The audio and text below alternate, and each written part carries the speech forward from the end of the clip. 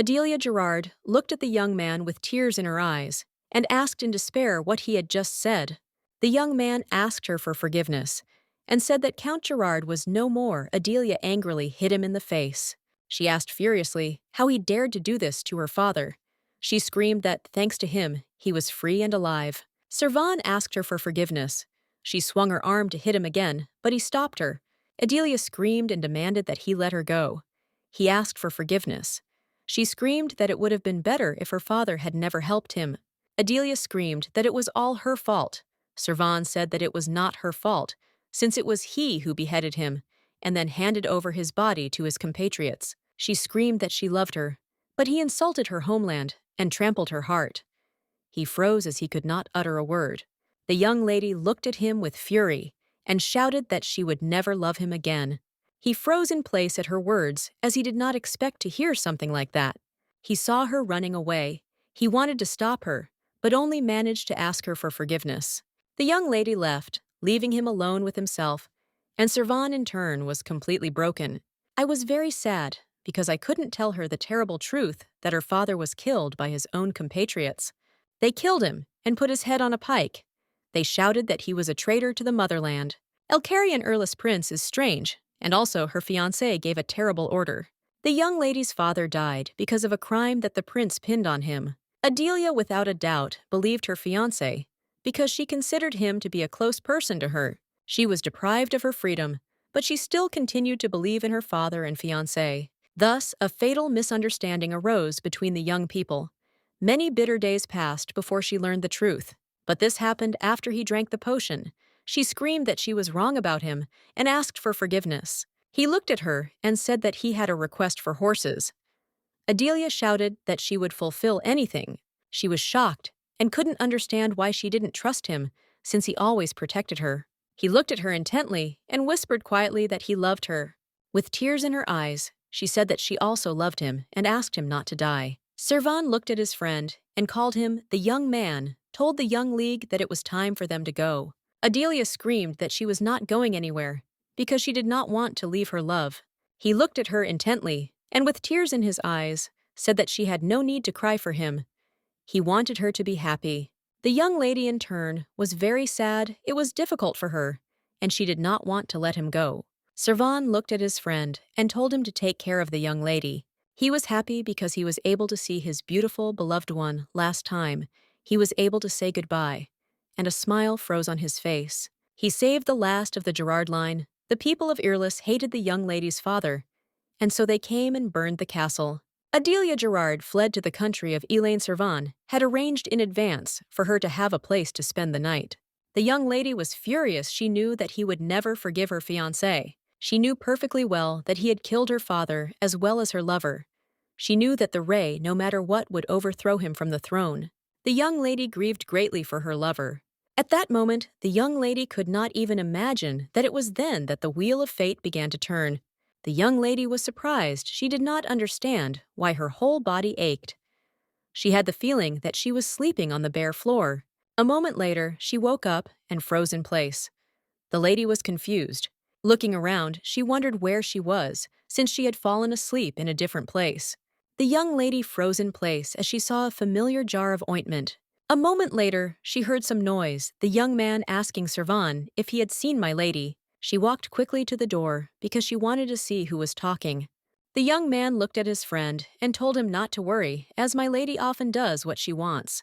The young lady froze in place in shock as she saw her lover who was alive. She froze looking at him because she knew that he was dead, but now she saw that he was talking to the maid. The maid looked at him playfully and said with a smile that he could come to see her at night. He looked at her intently and said that he was busy. The maid was offended and said that men always turn up their noses.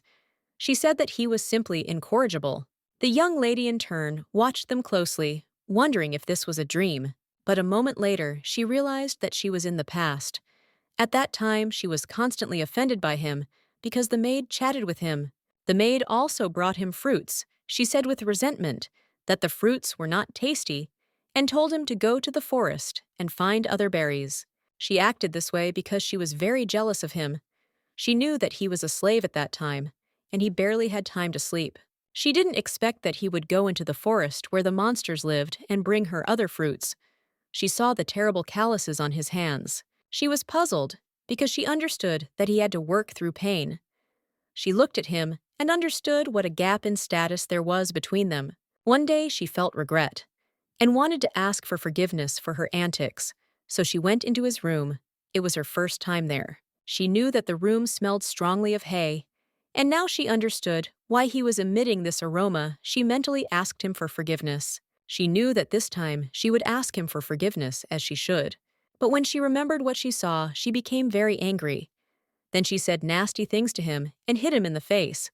Unfortunately, it was all because of jealousy. At that time, Adelia had just married the prince. She tried to be glad that she was not marrying Cervantes. She constantly denied her feelings for the young man, as she thought that falling in love with a slave humiliated her dignity as the daughter of a margrave. But when she finally admitted to herself that she loved him, he died, and she unfortunately went on the run. Even in her last minutes, she could not protect him.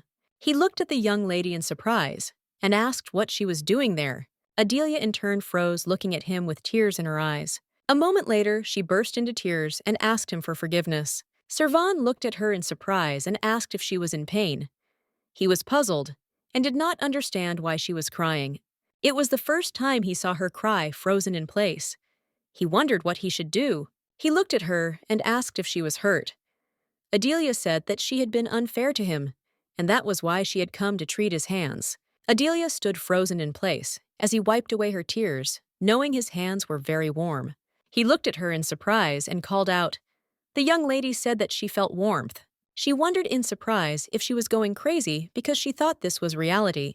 She said with a smile that it was a bit wide, but still nice. He looked at her in surprise. She looked at him with a smile and asked why he was standing still. She called him over with a playful smile, and the young man looked at her in surprise. Adelia, with an embarrassed smile, told him to come to her. He froze in shock and asked what she was talking about. Looking at her, he asked if this was a dream. She asked with a smile if it made any difference, whether it was a dream or a fantasy of one of them. She said with a smile that he was already 18 and had grown up a lot, and he wondered with embarrassment what she was even talking about. Adelia asked in surprise why she was seeing him in front of her now. She sighed heavily and said that she had just fallen asleep and ended up here. She looked at him with a smile and said that she was still very pleased to see him, but it still frightened her. The young lady looked closely at his hands and said that she could even feel the warmth of his body. He looked at her in surprise and asked if she had been drinking wine by any chance. She froze looking at the young man and asked what he was talking about. He said that if she felt ill, he would bring a doctor, and he also asked her to let go of his hand. She said with a smile that since this dream was so pleasant, she should do in it everything that she had not managed to do in reality. She said with a smile that she didn't know if she would ever see him again. She said that she still regretted sending him into the forest. The young lady asked, puzzled, why he went, wondering what would have become of her if he had died. He looked at her in surprise and called out. He was puzzled and did not understand why she was crying. She said that she would definitely take him to the doctor. Adelia looked at him intently and apologized for yelling at him.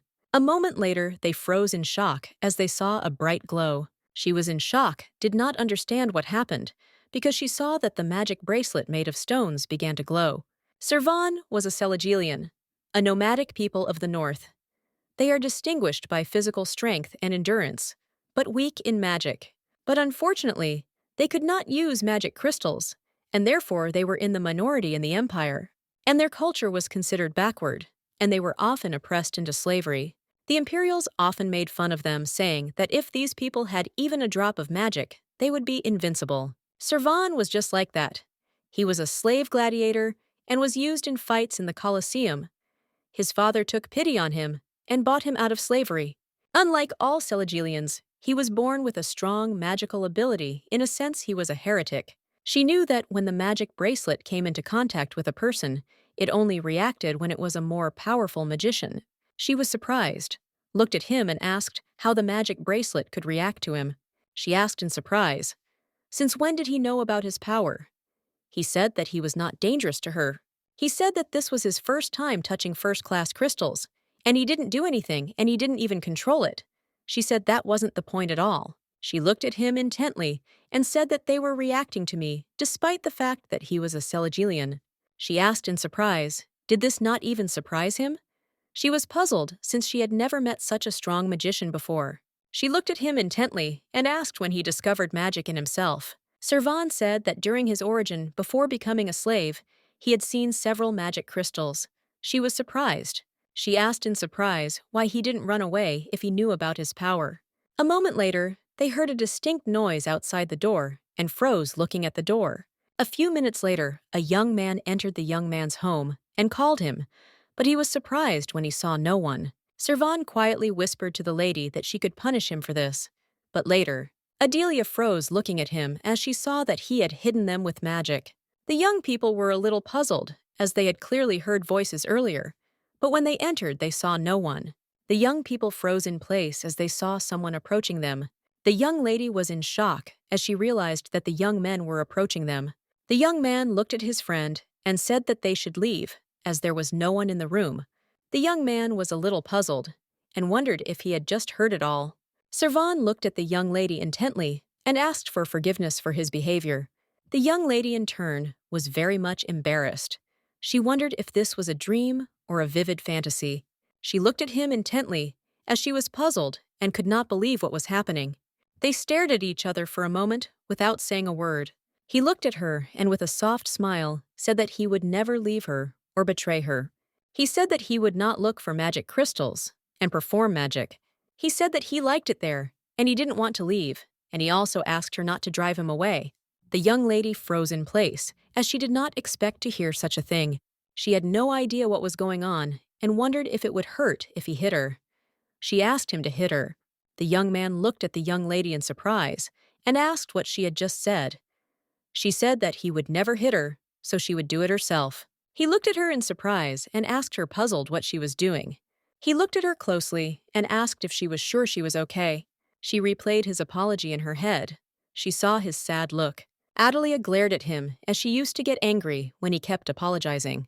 Now she felt the hot rays of the sun from the window looking at him. She looked at him intently and wondered if she was not dreaming, and if this was all reality. The young lady sighed heavily. She understood that she had no more reason to live. To her regret, she lost the people dearest to her. Her father and lover died from poisoning. The poison is Gaben death. From it is very painful and excruciating. They both drank it and died. Adelia knew perfectly well that this was the prince's work. She knew that her father was stern in appearance, but behind his sternness there was a kind heart. They rarely saw each other, as he was busy with his duties to protect the fatherland, but she knew that he loved her more than anyone in the world. She knew that the prince had set up her father. She hated the one who had given up the throne to the prince, because from that moment on, troubles began in her family. She went back in time, and luckily her father was alive. She wondered if it was true, because she couldn't believe what was happening. The young lady, in turn, knew that she should not run away from reality. She knew that if this was a dream, then she had to make it a reality. She wanted to change everything. She wanted to help Cvon, so that he could master the control of the magical crystals. She wanted to help him escape in the future. Unfortunately, she did not want to break up with him at all, as she knew that their separation would last about 4 years. She knew there was less than a month left, and she had to help him get stronger. The young lady sighed heavily, wondering why he didn't want to run away. She knew he always protected her, and her family loved him. Adelia was very glad that she was able to be alone as she collected her thoughts. She looked in the mirror and saw that her plump cheeks were still there, as she had been exhausted before her return. She was basically 19 years old, but now she knew what she had to do. She had to become the winner in the endless war. She knew that if she lived to be 23 and nothing worked out, she would simply come back again.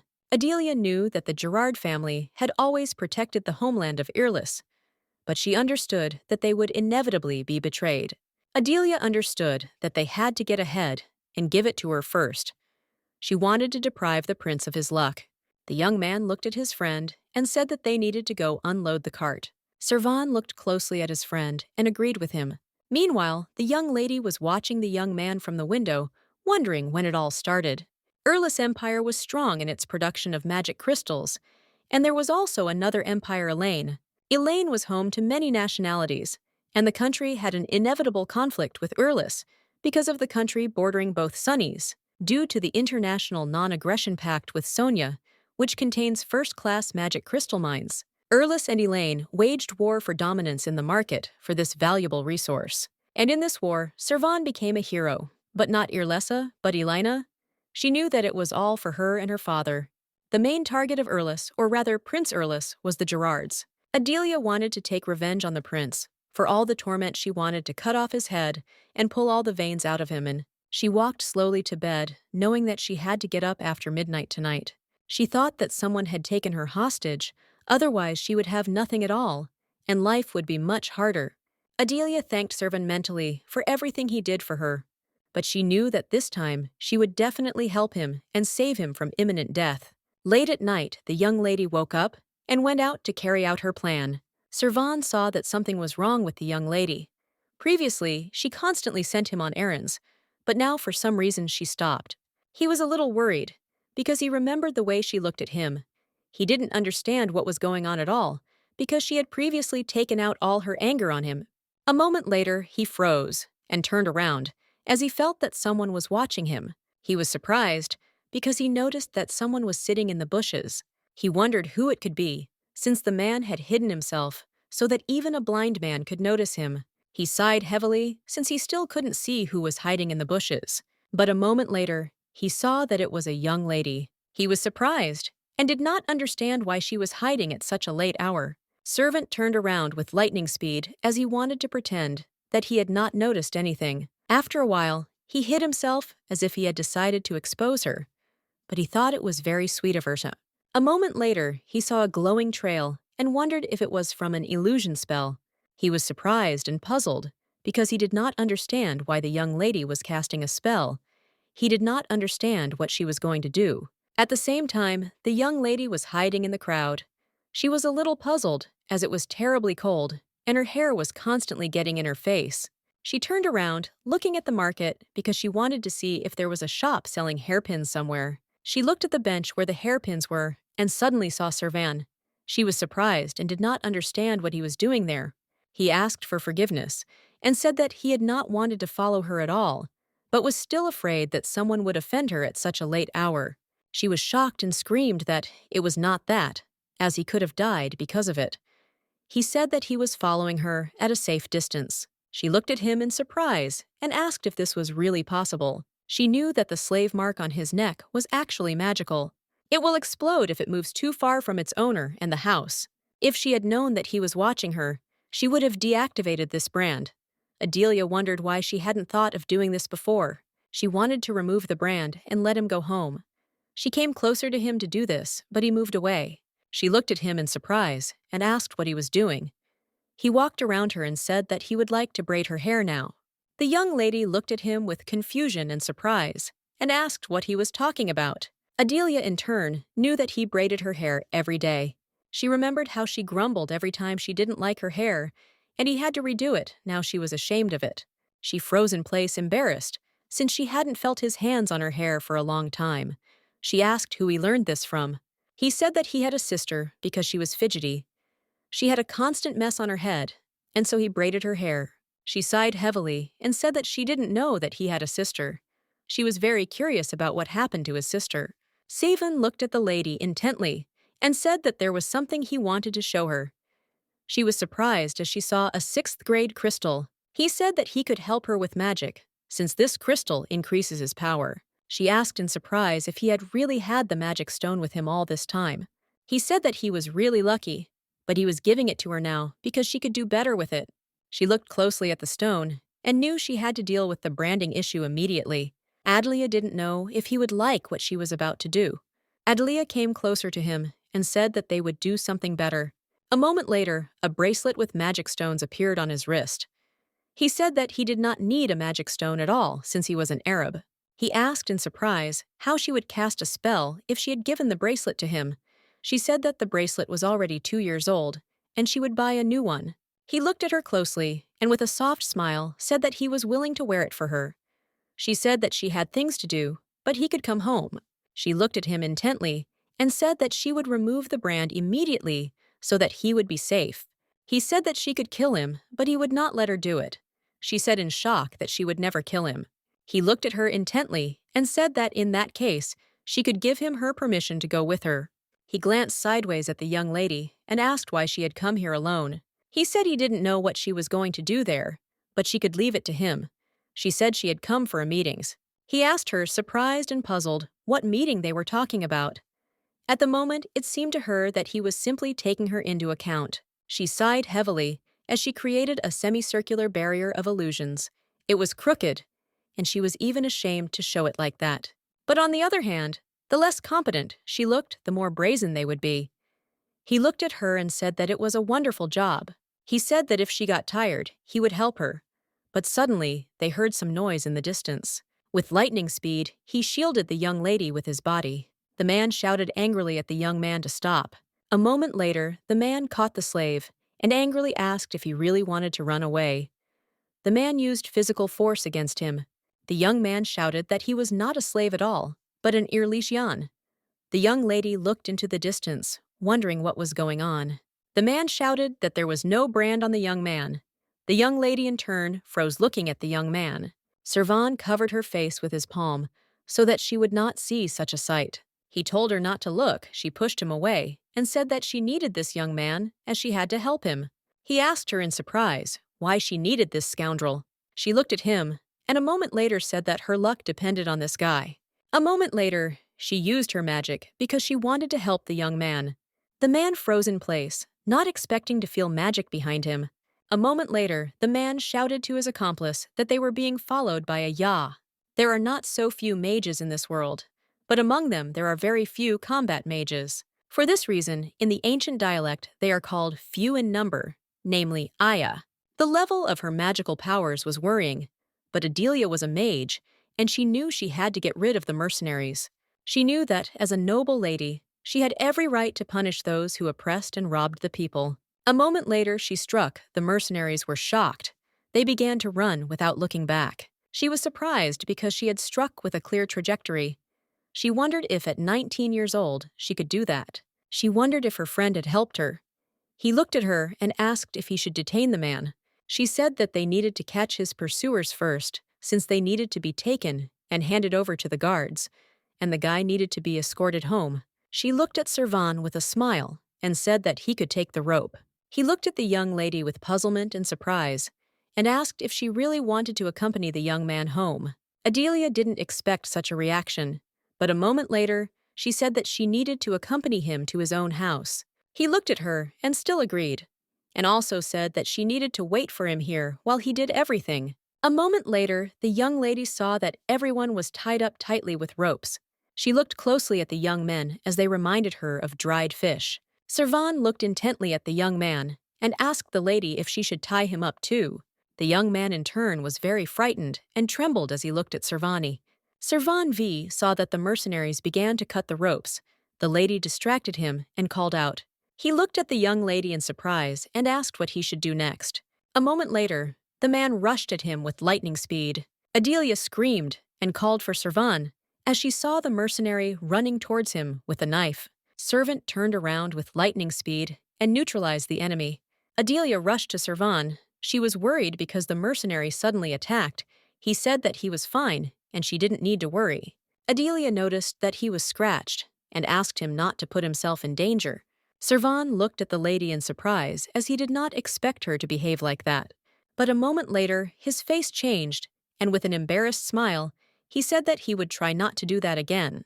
She looked at him closely and said that they needed to start with the face, as she didn't want him to have a scar.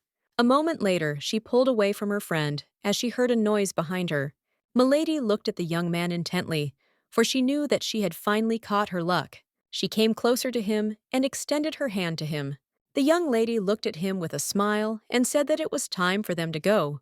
The young lady glanced sideways at the maids, who were tending to the young man's wounds. She sighed heavily as she tried to talk to him, but unfortunately, he fainted, and she would have to come tomorrow. Everyone envied his artificiality because despite his frail appearance, he remained an outstanding master of blacksmithing.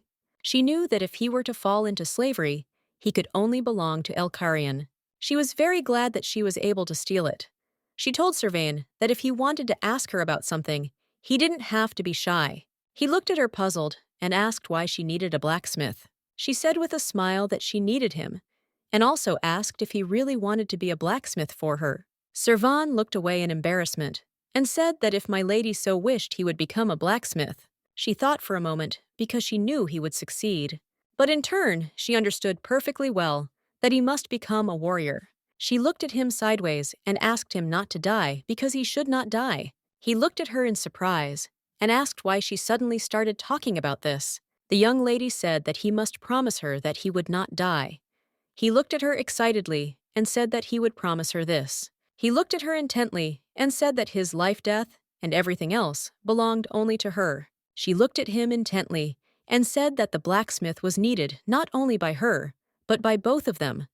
Cvon looked at her in surprise and asked what she was talking about. She said that when he came to his senses, she would order him to forge a sword and tell him to insert a magic crystal. She said that whoever he was, he needed a sword. He looked at her and said that he understood everything, but still it was too much for him.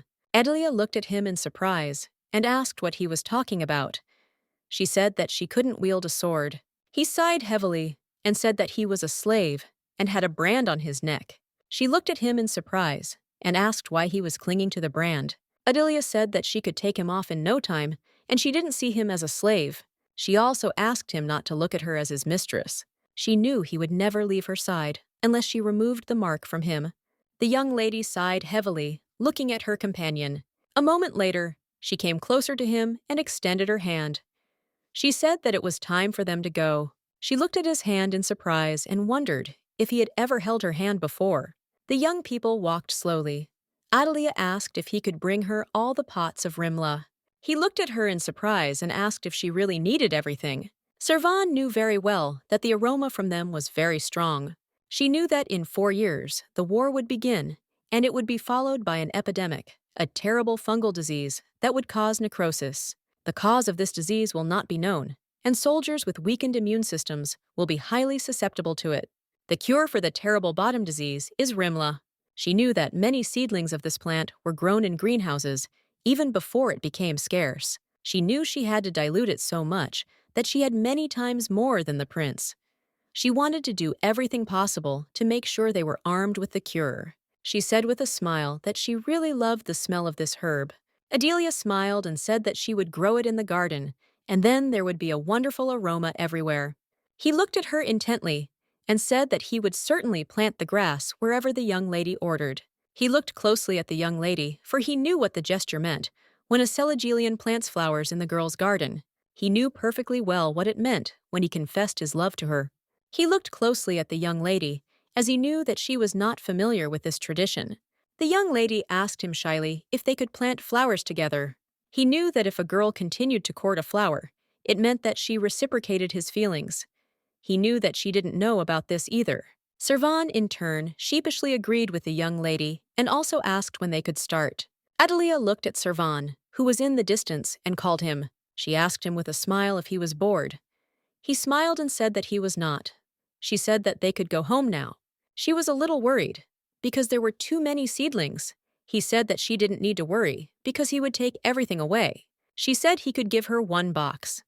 He said he had fixed them with magic and they wouldn't fall apart. She was excited and said that he had already used magic several times, and also asked since when he had been casting spells. She knew that he was only 9 years old when he was brought to their house. She knew that at that age he should already be independent. He said that he was initiated into wars at the age of 8, and in Celagelian, a warrior is Terra. She looked at him in surprise and asked if he really knew magic. He looked at her with a smile and said that the life he was living now made him happy. She thought that their life was very cruel since he became a warrior at a young age. A few minutes later, she used magic to make the boxes a little lighter. She said it was stupid to miss the opportunity to make her job easier. He said with a smile that he doesn't want to do it because it's not hard for him. But sometimes he is also a little lazy and cunning like now. She looked at her friend intently as she knew that she had used up all her magical power and was very tired. He looked at her in surprise and asked what had happened to her. Cvon said that the boxes were very light and even a child could carry them. She asked in surprise if he really wanted her to carry them. He said that he didn't, because she was probably tired. He asked if she wanted to take his magic power. She was taken aback for a moment, as she knew that the method of transferring magic power was very simple. Recipient's skin with his lips or suck in air. The young lady was embarrassed as she thought about it. She knew they were almost home, and her mana would be restored after she slept. She had heard before that it was very pleasant, and she would like to try it. She slowly extended her hand to Cvon. He looked at her intently and asked if he could do it. She looked away, embarrassed, and said that she had given him her hand, so it was okay. He looked closely at the back of her hand and said that he would do everything now. A moment later, he kissed her hand tenderly. The young lady froze in embarrassment and asked him to stop. She was surprised as the power spread in waves inside her. With tears in her eyes, she asked him to stop. He said that he didn't hear her, and also said that he was the first to do something like this, and that's why it might have turned out awkward. She was shocked because she didn't know that it would be like that. He apologized and said he should have stopped right away, but he couldn't. She could see he was even more shocked than she was. She wanted to try to appear reserved and said with a smile that she was fine. She said he could do it differently next time. He asked if there would be a next time. She said she would need his help. She looked at him in surprise and asked what had happened to him. He timidly said that he needed to be alone. The young lady wondered in surprise if there was something wrong with him. She asked if he was in pain. Cvon unconsciously pushed her away when she wanted to touch him. She froze in shock and wondered if he had hit her. He asked for forgiveness, in a puzzled tone for what he had done, and said that he wanted to be alone. A moment later, he ran away from her with lightning speed. She was shocked as she did not expect such a thing from him. The young lady, in turn, stared out the window and thought about what had happened. A moment later, she saw him through the window and wondered what his look meant. She knew that yesterday he hit her and just ran away, but she realized that she couldn't leave him alone. A moment later, Adelia knocked on the window and he froze in place. Adelia looked at him intently and told him to get up and come to her immediately. The young lady looked out the window. She was very angry. She knew that if he did not come to her, then she herself would go to him. With lightning speed, she went to bed and primped herself a little. For some time, she sat and waited for him alone. She was puzzled and did not understand why he had not come yet. She wondered furiously if he had run away again. She knew they were supposed to be planting flowers together. A moment later, she was taken aback as she heard a knock on the door. Cvon said that he had arrived. He looked at her and said that he had been standing there for some time and pretended that he had not been peeping. The young lady turned away in embarrassment and, sighing heavily, said that he could go out. He looked at her intently and asked if she had called him. The young lady froze in place in embarrassment as she saw that he had washed his face. She was surprised and did not understand why he had done this. She said that he should massage her hand because she was very tired. He asked if he could give her magical power. She looked at him intently and said that this time he should stop when she said so. He said that she could lie down however she felt comfortable. He came closer to her and, looking at her intently, said that she must accept his power and also must tell him when to stop. Moments later, they froze in shock as someone called out to the young lady. Adelia, in turn, was very embarrassed. She shouted that she had said earlier, "Do not bother her with trifles." The maid said that Mr. Fayhilton had brought her the family ring, so she ran to tell her, taken aback. She realized that her cousin had arrived to see her. Cvon said that Fayhilton could only come on the orders of the commissioner, but he ran away. She was furious and did not understand how he dared to run away. He looked at the young lady intently and said that there was a way to find him. She looked at him in surprise and asked what method he was talking about. Cvon used magic to look around the entire city. She was surprised that he could use search magic. She was shocked because she didn't know how to do that. She looked at Cvon in surprise and asked where he ran off to. He said that the young man was running straight towards them. She sighed heavily as she wanted to plant a flower with him, but everything went down the drain. The young lady asked him to try to avoid violence since the young man had valuable skills. He sighed heavily and said that he would obey her. Cvon thought about what the young lady had told him. He wanted her to depend only on him. He wanted to break both of the young man's arms so that he would be of no use to him, and the young lady would no longer need him. He was puzzled by the fact that he could experience the shameful pleasure of giving her his magical resources. He knew that she didn't understand what was happening and that she trusted him completely and relied on him. He knew that was more than he could hope for. A moment later, he heard a noise in the distance and saw a young man. The young man saw no one. He ran past Cvon, but he tripped him, and the young man fell to the ground with a crash. Cvon looked closely at the young man and asked if he was hurt. Cvon said that he thought that since the young man had quickly run away from the doctor, it meant that he was completely healthy, and the young man asked for forgiveness for his behavior. Cvon looked at the young man intently and said that he would do whatever the young lady ordered. Cvon looked at the young man and told him to shut his mouth and follow him if he wanted to live. A moment later, the young man fell to the ground with a crash. Adelia looked at Cvon intently and asked if he had caught it. Cvon picked up the young man and shouted to the young lady that he had done everything. The young man was puzzled and did not know what he had planned. Cvon looked at the young man and said that he might fall so he would support him. The young lady looked at them in surprise and asked what happened. At the same time, the young man was screaming and begging for help. Cvon was furious at the behavior of the young man and pushed him away as he did not want to help him. The young lady looked at the young man in surprise and asked why he was asking to save him. She said that she was not going to kill him. She said that he should think for himself why she had to treat him and then kill him. Adelia looked at the young man intently and said that he had already learned that trying to run would not lead to anything good. She said that he was a very important person and they should talk. Cvon looked closely at the young man and said that he was now panicking because he did not know what was happening. The young lady looked at him closely and said that he looked as if his heart was hurting. She asked how he felt. He said he was a little tired and also wanted to do it with her. She looked at him in surprise and asked what he was talking about. She froze as she realized that he had used complex magic and had spent a lot of effort. She looked at him and asked if he was really tired. He said that he was. He looked at her intently and said that he wanted to feel freedom with her tonight. He asked if she agreed. The young man watched the young men closely as they entered into a casual conversation.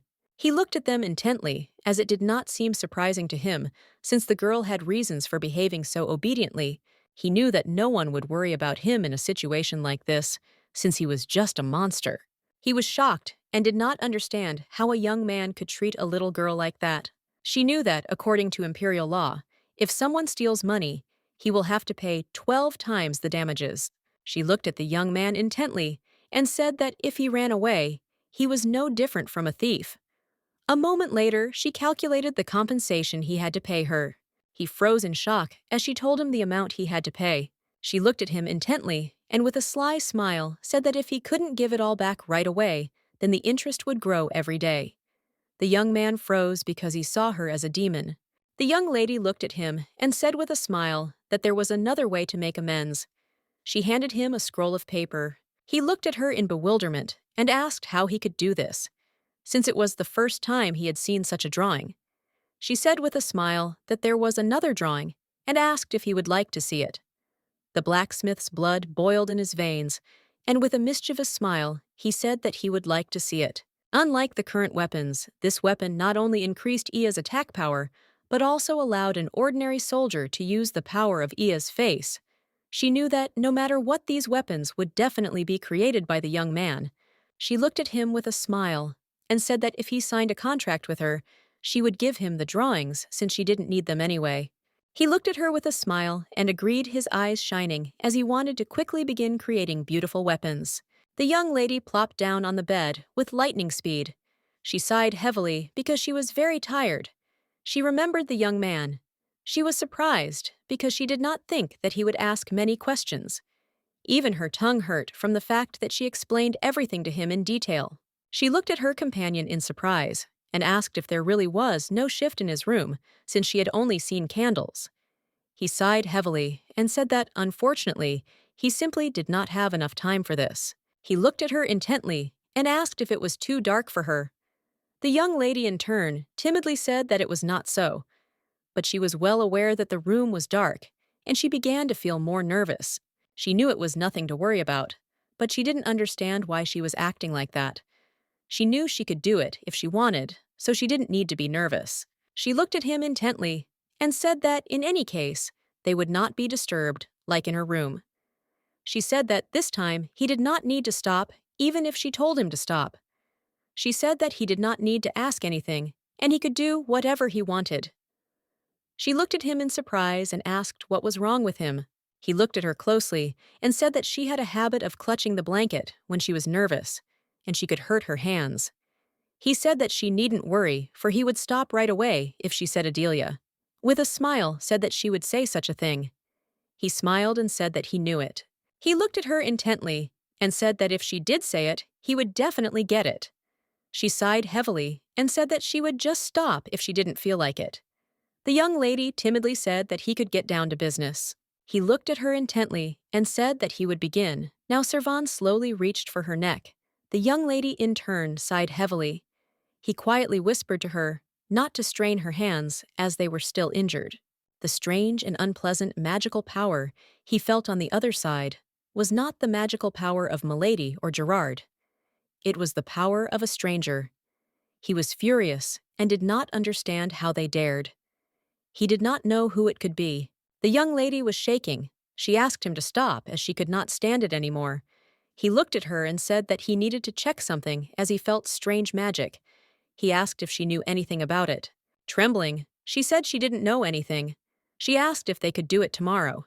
He said he would definitely finish it all in one go as they just needed to check. He looked at her intently and, calling her name sheepishly, asked permission to continue. Adelia froze in embarrassment, as this was the first time he had asked her for something and called her by name. Adelia sighed heavily and agreed with him. She was in shock and did not understand what he was even saying and wondered if she had gone crazy. Cvon looked at her closely and thanked her with a smile and also said that he would quickly sort everything out so she should not worry. The prince looked intently at the beautiful crystal that towered above him, but a moment later he froze in place in shock as the crystal shattered into pieces after he touched it. He froze in place in shock, and touching his face, he realized that the magic had been dispelled. Cvon looked guiltily at the young lady and asked excitedly if she was okay, as he had called her, but she did not answer. She sighed heavily and said that she was still alive and conscious, so he had no need to worry. Cvon looked at her intently and asked her excitedly if she was tired. She was a little surprised, as she did not understand why he would ask such a thing. Adelia looked at him with a puzzled smile and said that she would rest a little and she would be as good as new. She really wanted to cry, but she knew that he would be worried, so she couldn't get angry. Cvon looked at her intently and asked her to drink some water. He said that she needed to open her mouth, and he would give her a drink. The young lady was surprised as drops and water flew straight into her mouth. She looked at him in surprise and asked if she could really drink water like that. He asked with a soft smile if she liked it. She smiled and said it was wonderful. The young lady looked at him intently and said that he had already used a lot of magic, but he could still do something like this. She said that she thought she was just finished. He asked for forgiveness in surprise. She sheepishly said that everything was fine. It was a pity that she ran away after that. Adelia asked if he was happy this time, and also asked him to finish this time. She looked at him intently and asked if he was unhappy. He timidly said that he was not, and that he was even very happy. Cvon looked at her closely and said that there was one more thing he wanted to check, as there was some strange magic on her body. But luckily, it didn't seem like a curse. She was surprised, as she knew that every year many doctors and priests examined her. She looked at him closely and asked if they could have just missed it. Cvon said that it seemed like it was placed in a way that made it undetectable. She asked if he really meant to say that they were not monsters like him, and that was why they couldn't find her. He looked at her in surprise and bewilderment and asked what she was talking about. She said that she was talking about his formidable magical abilities and not about him's. He said that such complex magic spells are hard to find unless someone has a grasp of telepathy theory. He said that he couldn't even imagine who did it and why Adelia knew that before the regression, she had never been in a life-threatening situation until she was 20 years old. She knew that now she was a simple, unremarkable girl. But still this situation worried her very much, since she did not know who did it and why he looked at her, and asked if they should find traces of spells it would not cause her any harm. He looked at her closely and said he had a bad feeling about this. He said that since the spell had broken, the spellcasters should have noticed. Cvon looked at her intently and said that if necessary, he would delete it also. If she didn't mind, he could check on her every day. Cvon was taken aback and said that the trail quickly disappeared. The young lady looked at the young man in surprise. Adelia looked at him in bewilderment and asked why he was blushing. She did not understand why he was acting like that. A moment later, she looked at him closely and asked where he would check. Cvon timidly said that he needed to check the back of the head, the back. She sighed heavily and said that she was very glad that it was not the front. She was very worried because she might sweat and he would smell something bad from her. She knew she needed to show herself in the best light, not the worst. He looked at her closely and said that since magic was through touch, he would have to touch certain areas, and it might be uncomfortable, but he would have to narrow down the search to find it. The young lady looked at him intently. A moment later, she said that it was not his fault, so there was no need for him to make such an expression. She knew that this was all really happening. Milady looked at him sheepishly and said that she was about to undress, so he needed to put out the candles. She was going to show him the maturity of an older man. He sheepishly agreed with hers. After he extinguished the candles, the young lady stood frozen in place, as unfortunately she could not see anything. She was puzzled as there were no windows in the room, and it was very dark. Various thoughts were spinning in her head, but a moment later she said that she couldn't reach her back, and asked him if he could help her. Cvon froze in shock. He looked into the darkness in surprise, and asked if she really wanted him to help her. She timidly asked him for help, as she knew that this magic would be easier to detect if she undressed. He slowly approached her and asked her for forgiveness. He slowly began to undress her. The young lady froze in place as her heart was beating very fast. She knew that it was all because this was the first time she interacted with him like this. She wondered if he was experiencing similar feelings.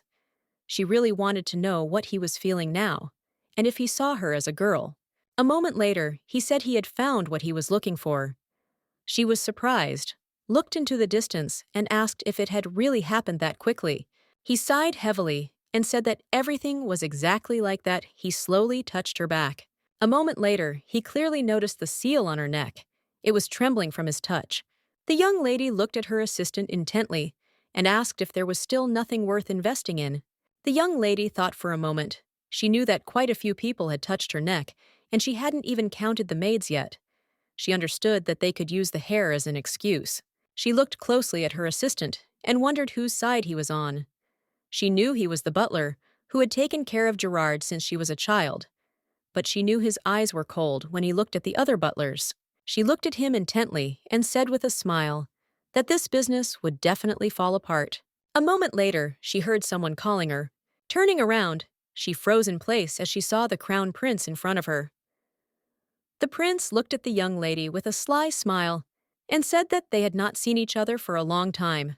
The prince looked sideways at those present and said that he and Adelia needed to talk. Everyone present bowed and left. The prince looked at the young lady with a smile and asked why she was silent. He looked at her in surprise and said that they hadn't seen each other for so long. The young lady in turn looked at him with fury as she realized that he was the nightmare that haunted her every night. Adelia was furious because the man who had taken everything from her was now standing in front of her and smiling, looking into her face. He looked at her intently and said with a smile that 4 whole years had already passed since that moment when they first met in the capital, and she was then only 15 years old. The young lady was furious, for she had been thinking only of how to kill him, but she knew that now was not the time for it. She knew that the future had changed, and she had not expected him to come to her so soon. She in turn wondered what had made him come to her, and what exactly had changed. The young lady in turn understood that she needed to find out this urgently. She looked at him with a smile and said that she was very surprised that he decided to visit her, and also asked his forgiveness. She said that it was a great honor for her to meet him. She looked at him with her smile and wished him the blessing of Cvon, the god of war. He looked at her in surprise and asked if you were on Arya, the god of love, last time. She said with a smile that he had become very handsome, so she first thought of Cvon. In her past life, she thought he was a prince from a fairy tale. She wondered if he really thought she would pray to be blessed by the god of love. When people greet each other in the Earl's empire, they must pray for the blessing of God. The name of the god who leads the courage of man, the god of war, Hasedian. Hasedian is very cold and extremely fair, and is also known as the god of punishment. The young lady in turn looked at the prince with a grin. She really hoped that God would punish him. He looked at her intently and said with a smile that she had not grown up at all, and she was still not as wicked as a little child. He sighed heavily and said that he was tired of the terrible things in the capital, and now he was lucky enough to see her. The prince looked at her intently and said with a smile that he felt his heart was completely cleansed. The young lady in turn looked at him intently with a smile on her face, but she was disgusted to hear all this. She knew that he now looked like a dried anchovy that had been grilled until golden brown. He looked at her intently and said that her father was simply heartless. It was like she was still too young to continue the family business. He slowly touched her face and said that if she had any problems, she should tell him. The young lady looked puzzled and said that she agreed with him. But in turn, she was puzzled and could no longer tolerate his presence. He asked if he could stay at the estate for a while, as he would be back for dinner and would like to dine with her. A moment later, he said goodbye and left. The young lady stood frozen in shock. She was shocked and mentally sent him away because he forced her to have dinner with him. The prince looked at his assistant and asked if the Margrave was aware that he had arrived to see them. The young man sighed heavily and said that he thought the Margrave already knew about it. The prince said that it simply could not be, that the stern old man had returned to the territory as soon as he learned of his arrival. The prince was surprised, as the lobster count did not even deign to take proper care of his daughter. He sighed heavily and wondered if he had done all this in vain. He came to find out whether she knew about it or not. The prince in turn saw perfectly well that the young lady looked normal. He understood that she would never know the truth, that goblin blood flowed in the Girard clan, a noble family called to serve and protect people. This was evidenced by the characteristic color of the family's hair and eyes. That their blood had a strong resistance to curses. The family line was passed down through generations for more than 1,000 years. The prince in turn wondered why the curse was lifted. He knew it was cast a long time ago, so it was not so easy to lift. He wondered if it was a miscalculation. He thought that the magic stone could not withstand so much energy from the goblins. He understood that it was easy to reverse the curse, but the problem was in the magic stone. Magic stones of this size are very rare, and even he, the crown prince of the empire, had to spend more than 1 year looking for it. He knew that the only sensible thing to do now was to continue to monitor all of this. Selena looked at the prince intently and said that the sun was very strong. Bowing, she said that his skin might get sunburned, and therefore she thought it would be better for him to go into the shade. The prince looked at her intently and said with a smile that he had not had such a break for a long time. He thanked her for worrying about him. The prince in turn thought it was very interesting to create outstanding talents for his subordinates. It was like collecting and displaying jewelry. He was a little puzzled, and since he wanted to know even more, the prince looked out the window and noticed the slave Selegal. He was surprised because the young man looked very strong from the outside. He understood that even though he didn't look like he could use magic properly, he could somehow use the slave. A moment later, the prince saw a magic stone on his wrist. The young people froze in place. The prince came closer to her, and looking at the young man, said that from his appearance, you wouldn't know that he was so strong. The prince looked at the young man with a sly smile, and said that people like him were rare among the Celagelians. Cvon stood frozen in surprise for a moment as he saw the other men bow their heads to the prince. A moment later, he placed the log on the ground and bowed down. The crown prince unsuccessfully approached the young man, and looking at him intently, told him to stand up. Cvon in turn sighed heavily, but did as he was ordered. Without looking at the prince, he asked if he had called him. The prince in turn looked intently at the young man, and with a sly grin asked where he got this magic stone that was visible on his hand. The prince said that it was not something that a subordinate could have, as it required the master's permission. The prince asked if Adelia had given him permission. Selena froze in shock as she saw the aura of murder. Cvon looked at the prince and said that he got it. for sometimes acting as the mistress's guard when she leaves the house. The prince looked at the young man in surprise and said that it was very interesting. He said with a grin that if the slave is useful, then this could be. He wanted to know how well he handled magic stones. Could he use third-level stones? The prince thought he was. Yeah. He asked with a smile if he was right. Cvon said that he was right, because he was a Seligalian. He didn't have much magical power. It was at a low level.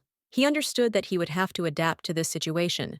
Cvon said that the third level is his limit, which means he can only use magic for attack. The prince looked at the young man with a smirk on his face. He knew that, despite his humble demeanor, it was not unusual for him to also be a Ya. He thought that the young man was perhaps more insignificant than he thought. The prince looked at the young man and said that people like him should not rot in a place like this. He said that he could save him from slavery, no matter who he was. The prince looked at the young man with a smirk and asked if he wanted to come to him. Cvon in turn looked intently at the prince. He was puzzled by such a question. He did not want to answer the question at all, but he understood that in front of him now was a man in whose veins flowed royal blood. He understood that the young lady could be in danger, and he would have to give an answer. He looked at the prince intently and said that his mistress for the last 10 years had been Adelia Gerard, and she will remain so. He looked at the prince intently and asked if a slave could choose his own master. The prince looked at him with a grin and, sighing heavily, said that he too would not want to have a slave who could easily betray him. The prince looked at him intently and said with a grin that he did not like people who missed their opportunity. He told the young man that if he had any brains, he would make the right choice. He looked at the young man intently and said in all seriousness that he would ask one more time.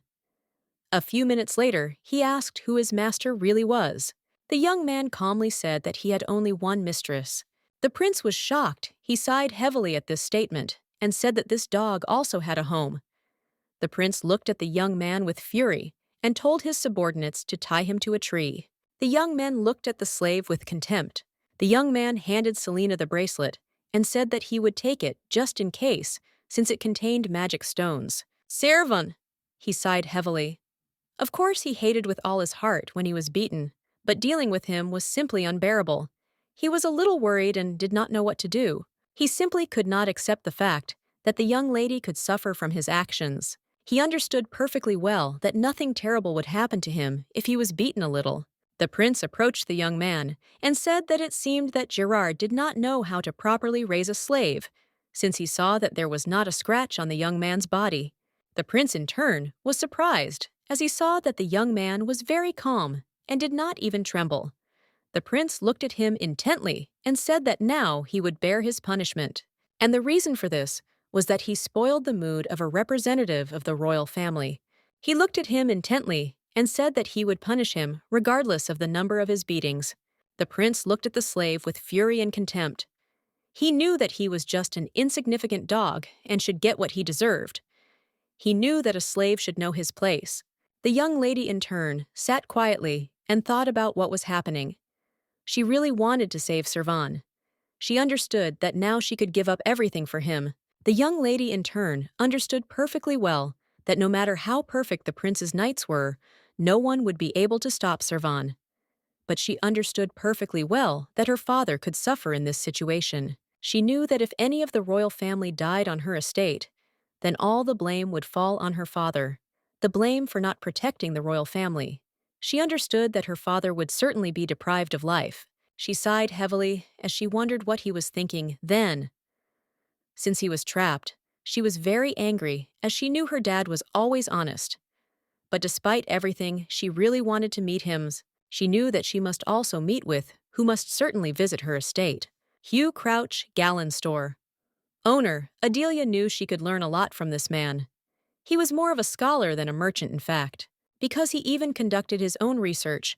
But despite all this, none of the nobility had yet invested in him, so the situation with his research had barely moved forward. The young lady thought for a moment about what would be suitable for working with him. She knew that they absolutely had to use magic stones and mana, but for a moment she wondered if this would be suitable for research. A moment later, her thoughts disappeared, and then she heard a crash outside the door. A moment later, the butler burst into her office. She looked at him in surprise and asked if he had gone crazy. She did not understand why he was scaring her so much. He looked at her intently and asked for forgiveness. After catching his breath, he said that the prince wanted to punish Cvon with the help of flagellatio. The young lady froze in shock as she realized that they were going to punish her lover with the whip. A moment later, she was running at full speed towards the young man to save him. She was furious and knew that a bastard like the prince would not even touch him with a finger. She was furious because she knew that anyone he touched would suffer because of him. The young lady in turn understood that she could not allow the prince to do this to Cvon. With lightning speed, the young lady shielded her lover and shouted at the prince to stop. Servant froze in surprise as he did not expect to see the young lady at all. And also, she was protecting him. The prince looked at his bride in surprise and asked why her face was red. He was surprised and wondered if she had run to them. He did not understand why she behaved in such a way. The young lady in turn looked intently at the prince. She looked angrily at the prince and said that he was hers. The young lady said angrily that no one dared touch him in her presence. She said that if the young man did something wrong, she would certainly take full responsibility for his actions. The young lady looked at the prince intently and asked him to release the young man. The prince froze in place in surprise, as he did not expect to see or hear anything like this. He looked at the young lady intently and said that he was not an easy man. He said that he was the future ruler of the empire. He looked at the young lady intently and asked who gave her the right to stop him. The young lady looked at the prince intently and said that he apparently did not understand her. She said that, under the laws of the empire, if a slave makes a mistake, his master can bear the full punishment instead of the slave. And now she declared that she would bear due responsibility. She looked at him intently and asked, "As the crown prince, shouldn't he be more obedient to the laws of the empire?" She said that she was not insulting him at all. The young lady in turn understood perfectly well that the law of the empire was the will of the emperor. She knew that even the crown prince could not go against the emperor in the presence of a large number of people. The crown prince looked at the young lady closely and sighed heavily. Remembering the law, he said that everything was correct, and unfortunately, he was not on the throne yet. He looked at her intently and said that since she was still young, he would overlook the mistake this time, but next time it would be different. She looked at him intently and thanked him for his generosity, so if he sent her an errand, she would take responsibility. The prince looked at the young lady with fury. He understood that all this time she pretended to be white and fluffy, but in reality she was not like that. The prince looked at the young man and realized that, thanks to him, she had revealed her true nature. He felt sincerely sorry for them too if they thought that everything would be so simple. He knew that, unfortunately, they had gotten involved with the wrong person. The prince was furious because he knew that he would not forgive all this so easily. He looked at the young lady and said that people make mistakes. He swung his whip in anger because he wanted to punish the slave. Adelia froze in shock. Adelia screamed she was in shock because she was very scared. Adelia rushed towards the prince with lightning speed as she wanted to prevent him from striking. Adelia shielded Cvon with her body, but the prince was not going to stop. Cvon looked at the prince and his lady with fury. He could not allow the prince to strike the lady. He used his power against the prince, and he in turn fell with a crash to the ground, shaking in pain. All the knights were alarmed. They did not understand who dared to attack the prince. The young lady looked at the knight and said that she knew his spirit was wounded. But that was an assumption. She looked closely at the knight and asked if it was putting pressure on her little missus. She asked if they blamed her for what happened. She looked at the lady and said that if it turned out that it was the intruder, then she would also be in danger. And so she was worried about the young lady. Adelia looked closely at the knight and asked if she was blaming someone for the whims of heaven, since everyone saw perfectly well. The young lady looked at the knights intently and said that no one's magic stone reacted. She said that the magic stone is necessary to use magic. "Yeah, can feel how it works." The lady looked closely at all the knights present and said that there were many of them here, and unfortunately, no one felt the magic. The knight in turn was silent and said nothing. A moment later, she glanced sideways at the young lady and asked if they could avail themselves of their family's medical assistance.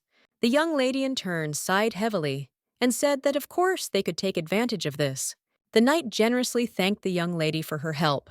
The young lady in turn looked intently at the prince, who was being carried on a stretcher. She found it very funny and could hardly restrain her laughters.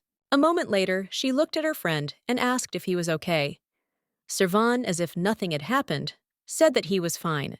She came closer to him and noticed that his wrist was bruised. He looked at her closely and said that he was fine, and also he wanted to ask her something. He asked the young lady if this happened again, what he should do. He looked at her intently and said that he had behaved rudely and seemed to have insulted the lady. She looked at him in surprise and asked what he was talking about. Adelia said that they could not have kept him like that. Adelia said that first, they needed to change his clothes. The young lady froze in embarrassment as she looked at the young man. He looked at her in surprise and asked if she was okay. The young lady was taken aback in turn and said that she was fine. He came closer to her and took her hand. Cvon was excited and asked if she had accidentally been touched. The young lady looked at him in surprise and asked what he was doing. She quickly threw a shawl over him and told him to put it on. He looked at her in surprise. Sometime later, she brought him to her room and told him to stay there, and she would come back when she finished work. She said that today he needed some rest, and she would tell everyone about it. He looked at her and said that he was not tired at all. He said he just needed to find a trusted item. She came closer to him and, looking him in the eye, said that once this was over, he would need to rest. A moment later, she asked him for forgiveness. The young lady sighed heavily and said that she was very sorry. Cvon looked at her and said that no matter what the lady did, he would always think that she was innocent. He said that he wished that she would not apologize to him for anything. He said that if she wanted something, he would do it no matter what. The young lady froze in shock, as she did not expect to hear such a thing. A moment later, she looked at him with a smile and thanked him. She said with a smile that she would reimburse him for everything later and asked him for help. He looked at her with bewilderment, but still agreed. The young lady left, leaving Cvon alone in the room. A moment later, he was taken aback as his head began to hurt very badly. She sat and quietly thought about the whole situation. She remembered how the prince thought like an idiot. He was pleased that she was on his side. She knew that she was just an ordinary human slave with little talent, nothing more than an object that could be replaced at any time. She knew that no matter how hard she tried, she was still a toy. But even knowing all this, she continued to endure such treatment. She knew that day after day, it was impossible to get rid of suffering. A moment later, she was taken aback as she heard some sound. A moment later, she heard a man's voice. The man said that he had come to collect what was his. She froze in place as she recognized the young man. He looked at her intently and asked if she could give it to him. She froze in bewilderment, looking at the young man. But a moment later, she remembered that she had the young man's bracelet. She looked at him intently and asked if it was about the bracelet. Cvon looked at her intently and said that it was true since it originally belonged to the lady. She thought for a moment, as she didn't know how he knew she was here. She wondered if it was a coincidence or not. She knew she couldn't give him the bracelet without the master's permission. She knew he was a slave, but even so, his aura frightened her. A moment later, he stared at the bracelet that hung on his arm. She looked intently into his eyes. They were somehow familiar to her. It seemed to her as if she was looking into a reflection. Her body was filled with familiar feelings. She knew that he was a slave who loved his master. She knew that they were similar, but she clearly understood that his situation was better than hers. She remembered how his mistress had fiercely defended him. She understood that the young lady treasured the young man very much. She looked at him intently and asked if this bracelet had really been given to him by his mistress. Cvon calmly said that it was so. She was surprised because she didn't expect to hear something like that. She asked for forgiveness for taking him away earlier. Servant R turned around as if he was about to leave, but she shouted and said that she had to immediately return it to the owner, but unfortunately she could not. She asked him to stop, but he had already finished his dialogue. She rushed towards him as if she wanted to stop him, but the young man dodged her grasp with lightning speed. She was shocked as his movements were lightning fast. She understood that for an ordinary person, he had too much talent. He looked at her intently and said that he was listening to her attentively. She understood that he was a Selagelian, and this amazed her even more. She knew that people like him were just expendable in this country. There was no future for slaves of a different race. She knew that even if the mistress loved him too, he would still be unhappy. She knew very well that his mistress would not allow anything to happen to him. She looked at him intently and said that she should not say this at all, but she wanted to give him one piece of advice. She said that one day his mistress would leave him, and therefore he could go to Ellen. Cvon froze in shock on the spot, as he did not expect to hear something like this. A moment later, he came to his senses, and looking intently at her, said that such a thing simply could not happen. The knight looked at him intently and said that, unfortunately, she like him was a slave. She wondered if there was anything more meaningful than being freed from slavery. Without proof that she was their slave, she was not a human being. She was very scared and didn't know what to do. She looked at the young man closely and said that they could go to a place where he could show more, and that he would be treated well as a mercenary there. She said that unfortunately she did not know if he would have the opportunity for anything more. The young lady in turn sighed heavily and stretched. She had been very overworked in recent days. The young lady knew that everything had been going well for you lately, so her mood was the same. Hicks, having regained his health, was busy developing weapons in the forge. The business on which she was going to go to Hugh Crouch was progressing without any particular problems. Even though the prince appeared a little unexpectedly, she would go on a journey anyway as soon as she saw him off. She thought for a moment as she remembered that she had not told her friend that he was coming with her. She wondered if he would be surprised. The knight looked intently at the young lady and said that she would convey her respects to the prince. She said that she thought that His Highness would be upset by her departure. The young lady in turn looked closely at the knight and asked him to be careful, and also wished them favorable travels. She looked at the lady intently and said that she very much hoped that the goddess Judas, the goddess of peace, would bless her.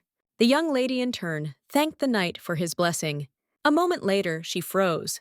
Looking at the birds that were flying in the air, she was surprised. Servant Z froze, staring intently at the birds, as there were a lot of them. The young lady in turn looked intently at the young man, as he looked very cute. She kept her eyes on the birds, as she had never seen anything like this before. A moment later, she was in shock, as the birds pooped on the people. The young lady froze, as the prince also came under attack from the birds.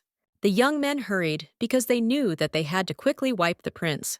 The young lady in turn froze and could barely contain her laughter. Cvon looked at his mistress with a smile, for he saw that she was very happy. Cvon was casting his magic. The young lady looked at him intently and asked if he was finished.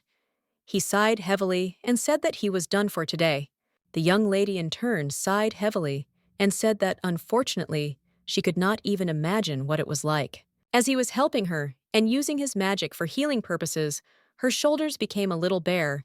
He said that he would help her and tie her dress. Embarrassed, he got down to business. She said he would be damned if he didn't touch her skin.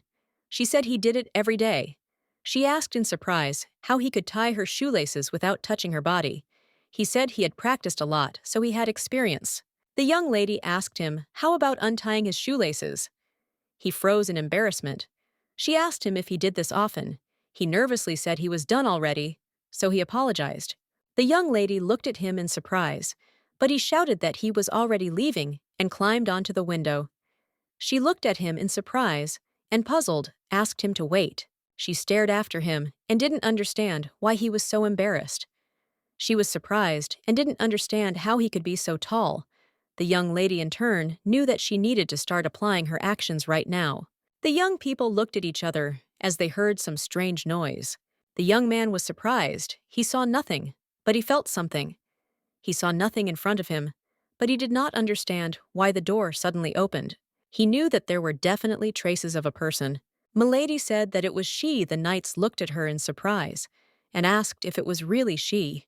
They asked in confusion if she had used illusion magic, that she practices magic while walking. She looked at the knight and handed him the letter, and also said that she needed to give it to Haley tomorrow morning. The knight said that he would definitely do everything, and also asked if she was really going to go alone. She smiled and said that everything was fine since she was going to the temple, and moreover, she is Ya. She said goodbye with a smile, and said that they would see each other later. Ritter looked at her, and said that even if she greeted him, he could not see it since it was just her illusion. The knights looked at the young lady in surprise, wondering if they should follow her. For a moment they thought and drooped, because they knew that she would be irritated by their actions. Cvon was lying quietly in his house, but suddenly he froze as he heard someone's footsteps. He hid as he heard footsteps approaching him. A moment later, he felt someone's hand reach out to him. With the speed of lightning, he grabbed the young lady's hand. Adelia Z screamed as she was surprised. The young lady in turn tripped and fell right on top of him.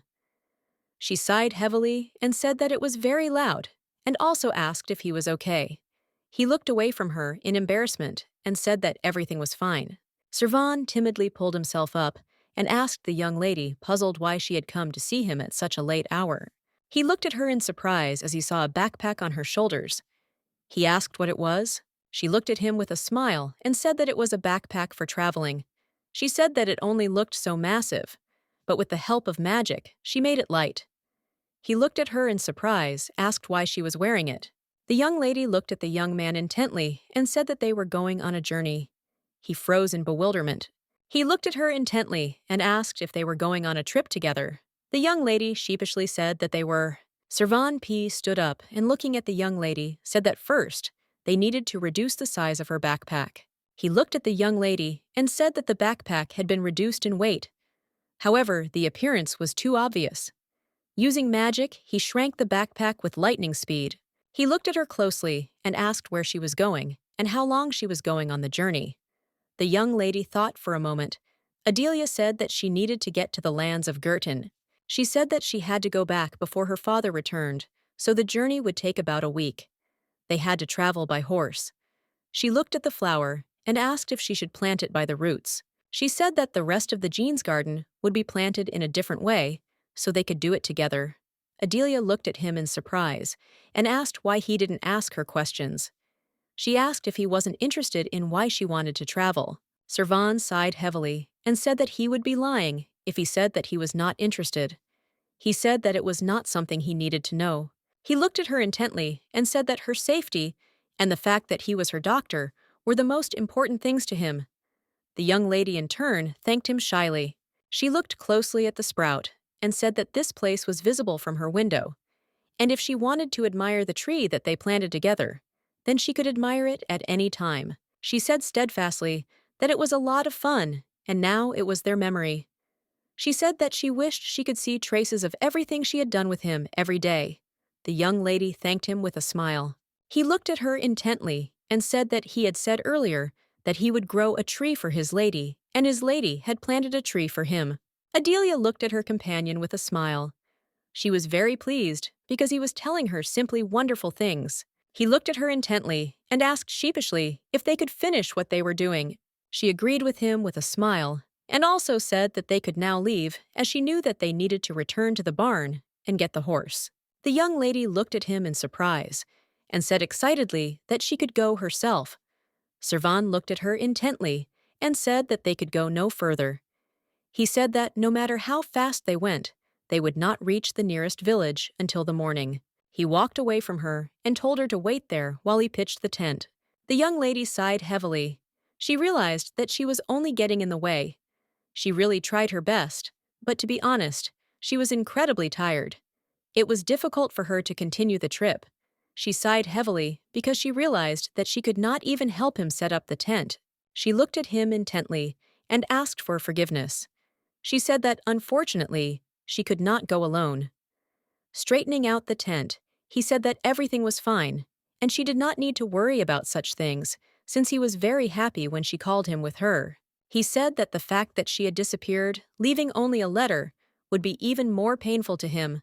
The young lady in turn smiled, since she had left a letter, and in it she wrote that she had gone on a journey with him. He looked at her closely and said with a smile that he had finished smoothing out the tent, and she could come inside. The young lady asked in surprise why so quickly. She went inside and noticed that it was very warm inside.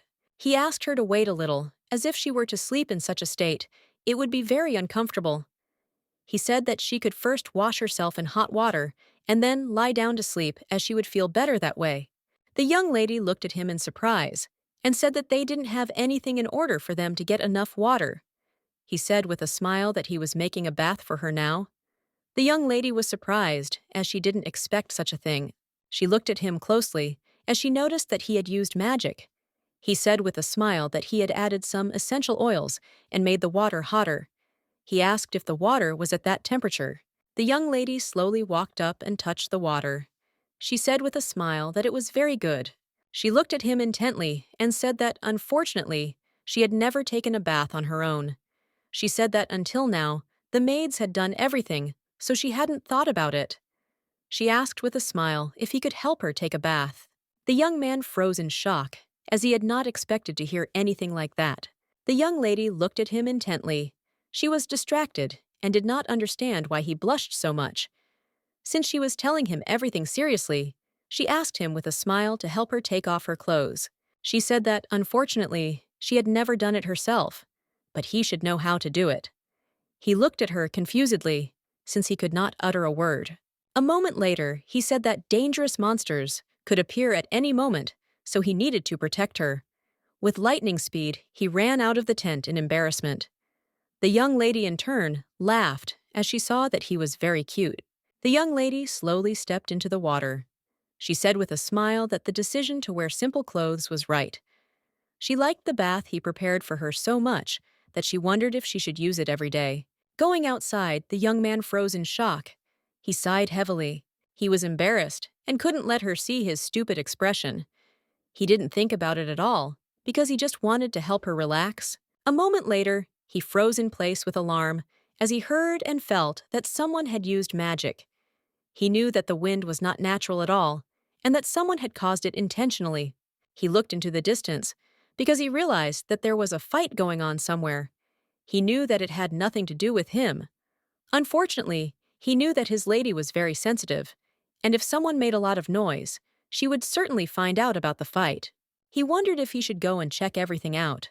He froze in place as he saw the young people running towards him. A moment later, he saw 2 children and 2 men running after the children. He realized that the wind was created by the children to hide their tracks. A moment later, he saw the man use force on the children and direct a scorching fire. Unfortunately, the fire scorched the young girl. Her friend screamed and ran to her. With lightning speed, he used his magic and cooled her, burned her with water. The man screamed furiously at the children that they would be persecuted for the rest of their lives. The man directed a scorching fire at the children, but a moment later, his attack was stopped by someone. The young lady, in turn, became alert as she realized that something had happened. She shouted into the distance and asked her companion, as she was very worried. He sighed heavily, and looking at everything that was happening, told his companion that nothing special had happened. The man was shaking with fear as he understood that if the situation continued in this direction, he too would die at the scene of the battle. Cvon looked at the young man closely, as he knew that if he let him go, now it could become a big problem in the future. With lightning speed, he used his power, and the man began to choke. A moment later, the man fell dead to the ground. Cvon. She looked at the dead man and extinguished his magic. He knew perfectly well that it was better to kill him now. A moment later, he turned his gaze to the young boys. He was a little puzzled and wondered what he should do with them. He stared at them for a moment, wondering whether he should let them go or kill them. The young lady from the tent asked her companion what the disturbing sound was she had heard. He calmly said that there had been a fight nearby. He knew that if he had touched the boy first, the girl would have started to resist, and this could have eventually caused more noise. A moment later, he used his magic and hid the dead bodies. He glanced sideways at the children and told the young lady that he saw 2 children running towards them. The boy stared at the young man without making a sound. A moment later, the young lady came out of the tent and looked at her friend intently. She asked which children they were talking about. She looked sideways at the children and said she smelled something burning. Cvon looked at the young lady and said she might catch a cold and needed to go into the tent. The boy looked at the young men and asked them for help. He said that his sister was badly injured. She was badly burned, and if they left it like that, everything would be very sad. He said that if they helped them, they would definitely pay them back for this service in the future. A moment later, he fell to his knees and began to beg them for help. The young lady in turn looked closely at the child. She saw that their faces and hands were clean, and the magic stone he held in his hand was also unusual.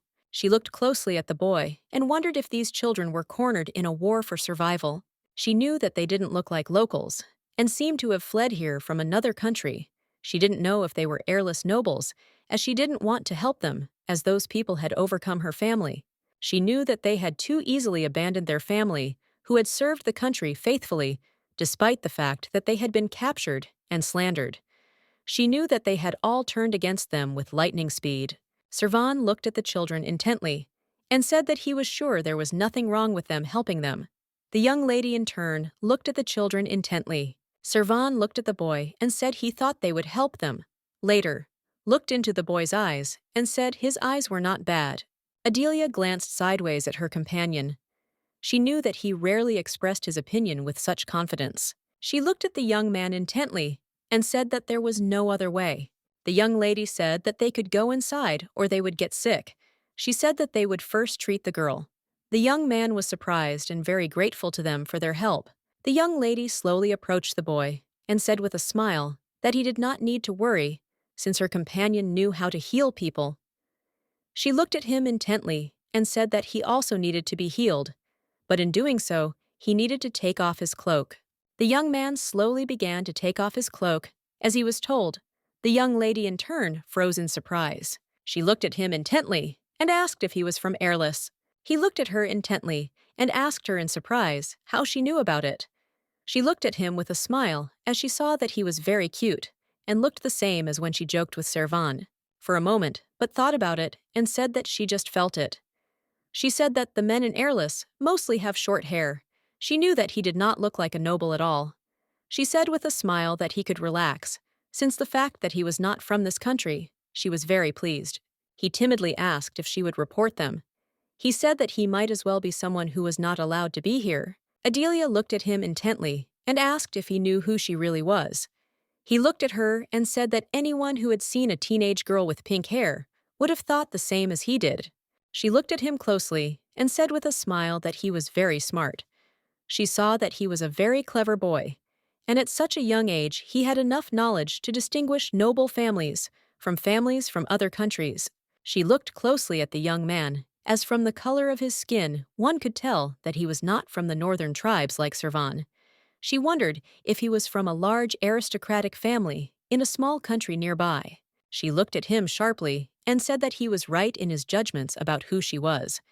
She said that it would be right to report them, but now she was an ordinary traveler, so he did not need to worry. She looked at him with a smile and asked if he could keep their meeting a secret. He said that, of course, he would keep everything a secret, as he was not one of those who did not know how to repay such a big favor. Adelia said with a smile that she had already finished the treatment so he could go to his sister. She looked at the young lady closely and said that she didn't know if it was because they were brother and sister or not, but they still looked very similar to each other. He looked at the young lady in surprise and asked if this was true. Adelia said that it was. Adelia was surprised, so she said that they were alike. She didn't understand why he was so happy. She knew that relatives naturally tend to be alike. The young man sighed heavily and said with a smile that fate really has no end. She looked at him in surprise and asked what he was talking about. He said that he was an ordinary weak person who unfortunately could not protect himself. But still, one day, he would repay them for their help. He said his name was Hal, but unfortunately, he couldn't say more now. He said with a smile that the next time they met, he would tell her his real name. Adelia looked at him with a smile and said that she would look forward to their next meeting. And for now, he needed to grow and gain strength. Cvon lay shocked and quiet next to the young lady. He was puzzled and did not understand how this had happened at all. He couldn't stand such closeness and slowly rose up. The young man looked at him intently and said that he had no dignity at all. He asked if he was not ashamed. Cvon looked at the young man closely and used his magic. He asked if Hal would be ashamed in his place. Hal looked at the young man closely and said that, as expected, he was quite intelligent, since even the sound from outside did not penetrate into the tent. Hal said that there was no respect for him in that, because he simply didn't expect it from him. So for a while, he wondered if he was hurt. Cvon looked at the young man and asked if he could stop pretending to be a child. Hal looked at him with a grin and said that he really was just a kid since he was turning 30 this year. Hal looked at Cvon with a gaze, with a smile thanking him as he now had enough time. He used his magic and healed the young lady. Hal sighed heavily and said that, to tell the truth, he was not in the best shape right now. Cvon looked at him in surprise and asked if it was all because of the girl. Hal looked closely at the young lady who was sleeping peacefully. He said that, as her brother, he could not do otherwise. Cvon looked at him intently and asked if she was his sister. Hal sighed heavily and said that it was all true, but they were distant relatives, so they could not be considered brother and sister. Cvon P. looked at the young man and said that it seemed that he would be getting a mark very soon. He sighed heavily and said that he was sorry that he couldn't protect her when she was younger.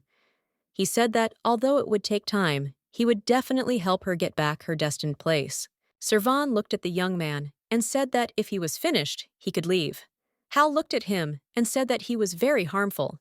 He said that there were almost no Celigelians left, and they should stick together. Hal sighed and said that his pursuers would be here soon, so it was time for them to leave. He slowly picked up the young lady in his arms and said with a smile that he also had someone he had to protect. A moment later, he said goodbye to Cvon and slowly went on his way. The young lady, half asleep, opened her eyes and smelled a pleasant scent. She came out of the tent and asked her companion where the children were. He looked at her in surprise as he did not expect her to wake up so early. He looked at her intently and said that they didn't want to disturb them anymore, so they left at dawn. She looked at him yawning and asked if it was true. She said that the young people were very mature and not at all like children. Cvon looked at the young lady closely and asked if she liked the child. She said that the child did not look so dangerous, and it reminded her of Cvon as a child. She said with a smile that she was just curious where he came from. Cvon sighed and said that he didn't know where he was from, but if she was so curious, he would ask him the next time they met. The young lady looked at him in surprise and asked if they would meet again. Cvon looked at her intently and said with a smile that it was so, since they would certainly meet again. Slaves and masters, he wanted to change this long-standing relationship. He did not plan to do something great, because it was only because he had always been dependent on another person. Now he wanted to help this person and did not want to be a burden to him. The young lady in turn sighed heavily and asked her companion why everything had turned out this way again. He smiled and said that he was not tired at all, so she did not need to worry. And it was not surprising that their physical capabilities differed. He smiled and said that she could rest a little for now, but the young lady was alarmed, for she was again wasting his magical powers. A moment later, he told her to look into the distance, for they had already arrived. Adelia said with a smile that the city was very crowded. He looked at her closely and asked if the walk was a burden to her.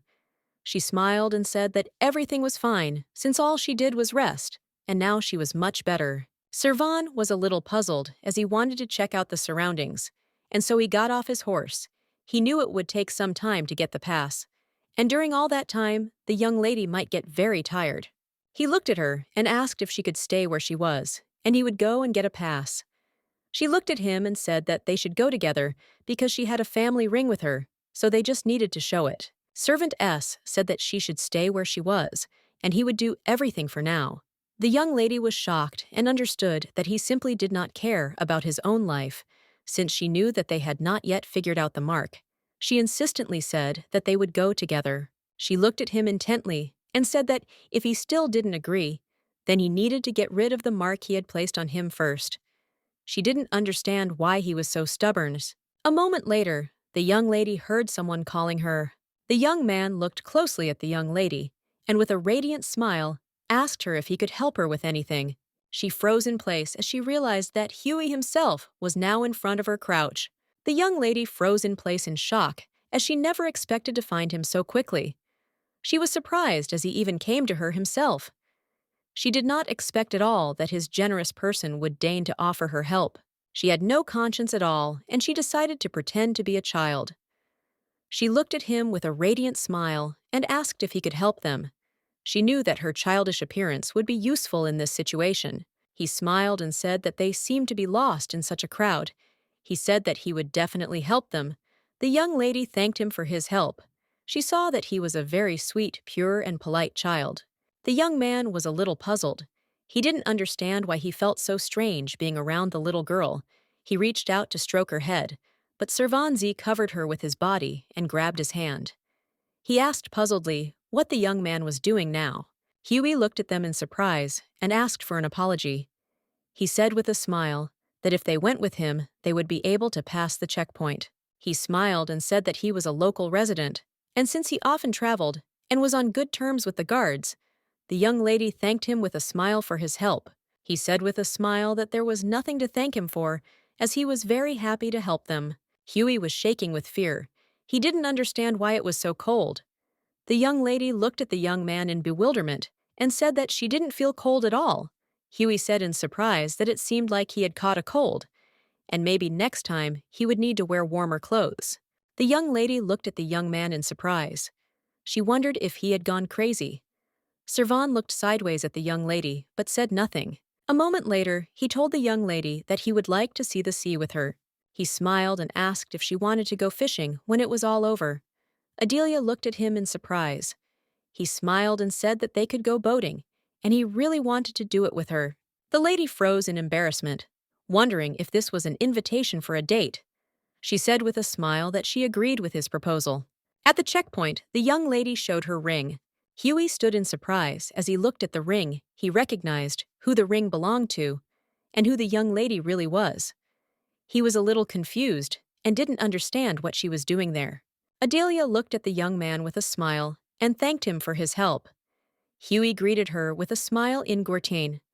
He said that if they had time, they should definitely visit the market, since it is the most famous in these parts. Huey said with a smile that he hoped for the two of them, and that the sea god Bishan would bless them. He looked at them in surprise as they followed him closely. He asked if they wanted to go to the inn first. She said that they came there because they wanted to meet with the head of the Gallon corporations. She looked at him with a smile and asked if he knew this man. He looked at her with surprise and said that they had come to meet his brother. He smiled and said that they should wait a little. Huey P. ran closer to his brother and called him. The young man sighed heavily, looking at his brother, and said that he had already told him many times not to shout. The young man smiled, looking at his brother, and said that guests had come to see him.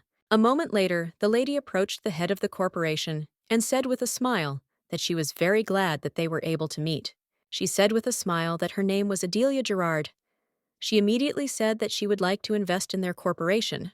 She asked with a smile if she could talk to him alone. The young man froze in shock as he realized who she was. He knew she was from an influential family. He was surprised that she wanted to invest in his corporation, as she specializes in a different field than what people usually invest in. He thought that they knew that his corporation needed money, so they intended to take advantage of the situation and take over the corporation. The young lady looked at him intently and said that she did not want to take over his corporation at all. She looked at him with a smile and said that he most likely thought that since she came to invest, she would later take over the company.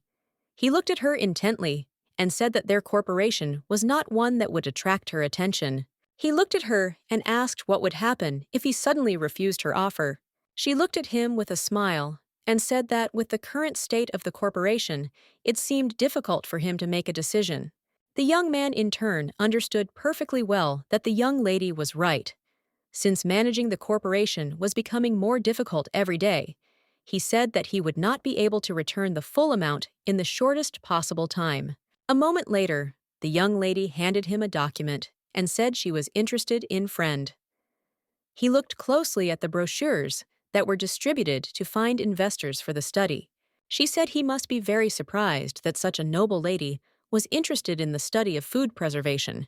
She said she really liked the goal of the project, and it could reduce the number of deaths from spoiled food.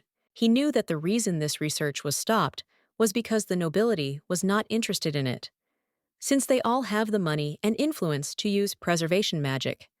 Since the project did not attract attention, there was no investment from the nobility. Unfortunately, his corporation was having more and more difficulties. She knew that there were hungry children everywhere who were driven crazy by hunger. She knew that the brothers lost their parents in childhood, and their sister died from poisoning. This wound made the two brothers dream of becoming doctors or scientists. The young man looked at the lady and said that the research had many goals. He wondered if she could name at least one of them that she decided to invest in. He said that she had clearly never eaten spoiled fish before. The young lady asked with a smile if it mattered. He looked closely at the young lady as he remembered his sister. He knew that if nothing had happened to her, she could have been the same age as the young lady. She looked at him intently and said that she just wanted to see the results of the study. She looked at him with a smile and asked if she could see his results. Sometime later, Adelia visited the laboratory. Together with her companions, she was surprised as everything was neatly folded in it. The young man smiled and said that this place was intended for storing things, and the laboratory was a little further. He looked at her intently and said with a smile that he would now show her his first artifact. She looked at the item in surprise and said that it was very small. She asked in surprise why he used a first-level magic stone. He said that he did it because of its features. He looked at her intently and said that he was still working on reducing the magic he consumed. Since the size of the first-level magic stone was a good fit, she said that this artifact was too big and also asked how she could use them. He looked at her intently and said that she called this artifact Priya. The young lady looked at him intently. She knew that their late sister's name was exactly that, Priya Crouch. Adelia said it was a very beautiful name because it meant joy. He looked at her intently and said that this was exactly it. She knew that, although he was very cold on the outside, but deep inside, he was a very nice young man. He looked at her closely and said that it was a very beautiful name. The young lady looked at her companion in surprise and asked what he had found. Cvon looked at her and said that the structure of these artifacts was very unusual. The young man said that this was the newest artifact, also the largest of the artifacts in existence. She glanced at him sideways and asked if he often recharged them with magic. He said that in case the magic stone was damaged, they did not recharge them regularly. He looked at her intently and told her how much magic energy charge was needed for a week. The young lady in turn sighed heavily. She understood that if she recharged them so often, then her magic reserve would be at 0. A moment later, she froze in place as she saw Rimla. He looked at her closely and said that it was true as they had placed the plants there to get rid of the smell. He looked closely at the young lady who was fascinated by the find. He said that if there is a lot of food in a closed space, it will easily wither and absorb the smell. The young lady knew very well that this plant had a disinfectant effect. El Carrion Ezid became interested in the plant due to Huey's recommendation. She knew that if she brought Huey, the reason he created Rimla's field would disappear because they couldn't deal with Gustia back then. She looked at the young man intently and said that she and the more important thing in this study is the magic stone and the magic used to charge it. He said that everything is exactly like that. It is easy to buy, but not charged magic stones.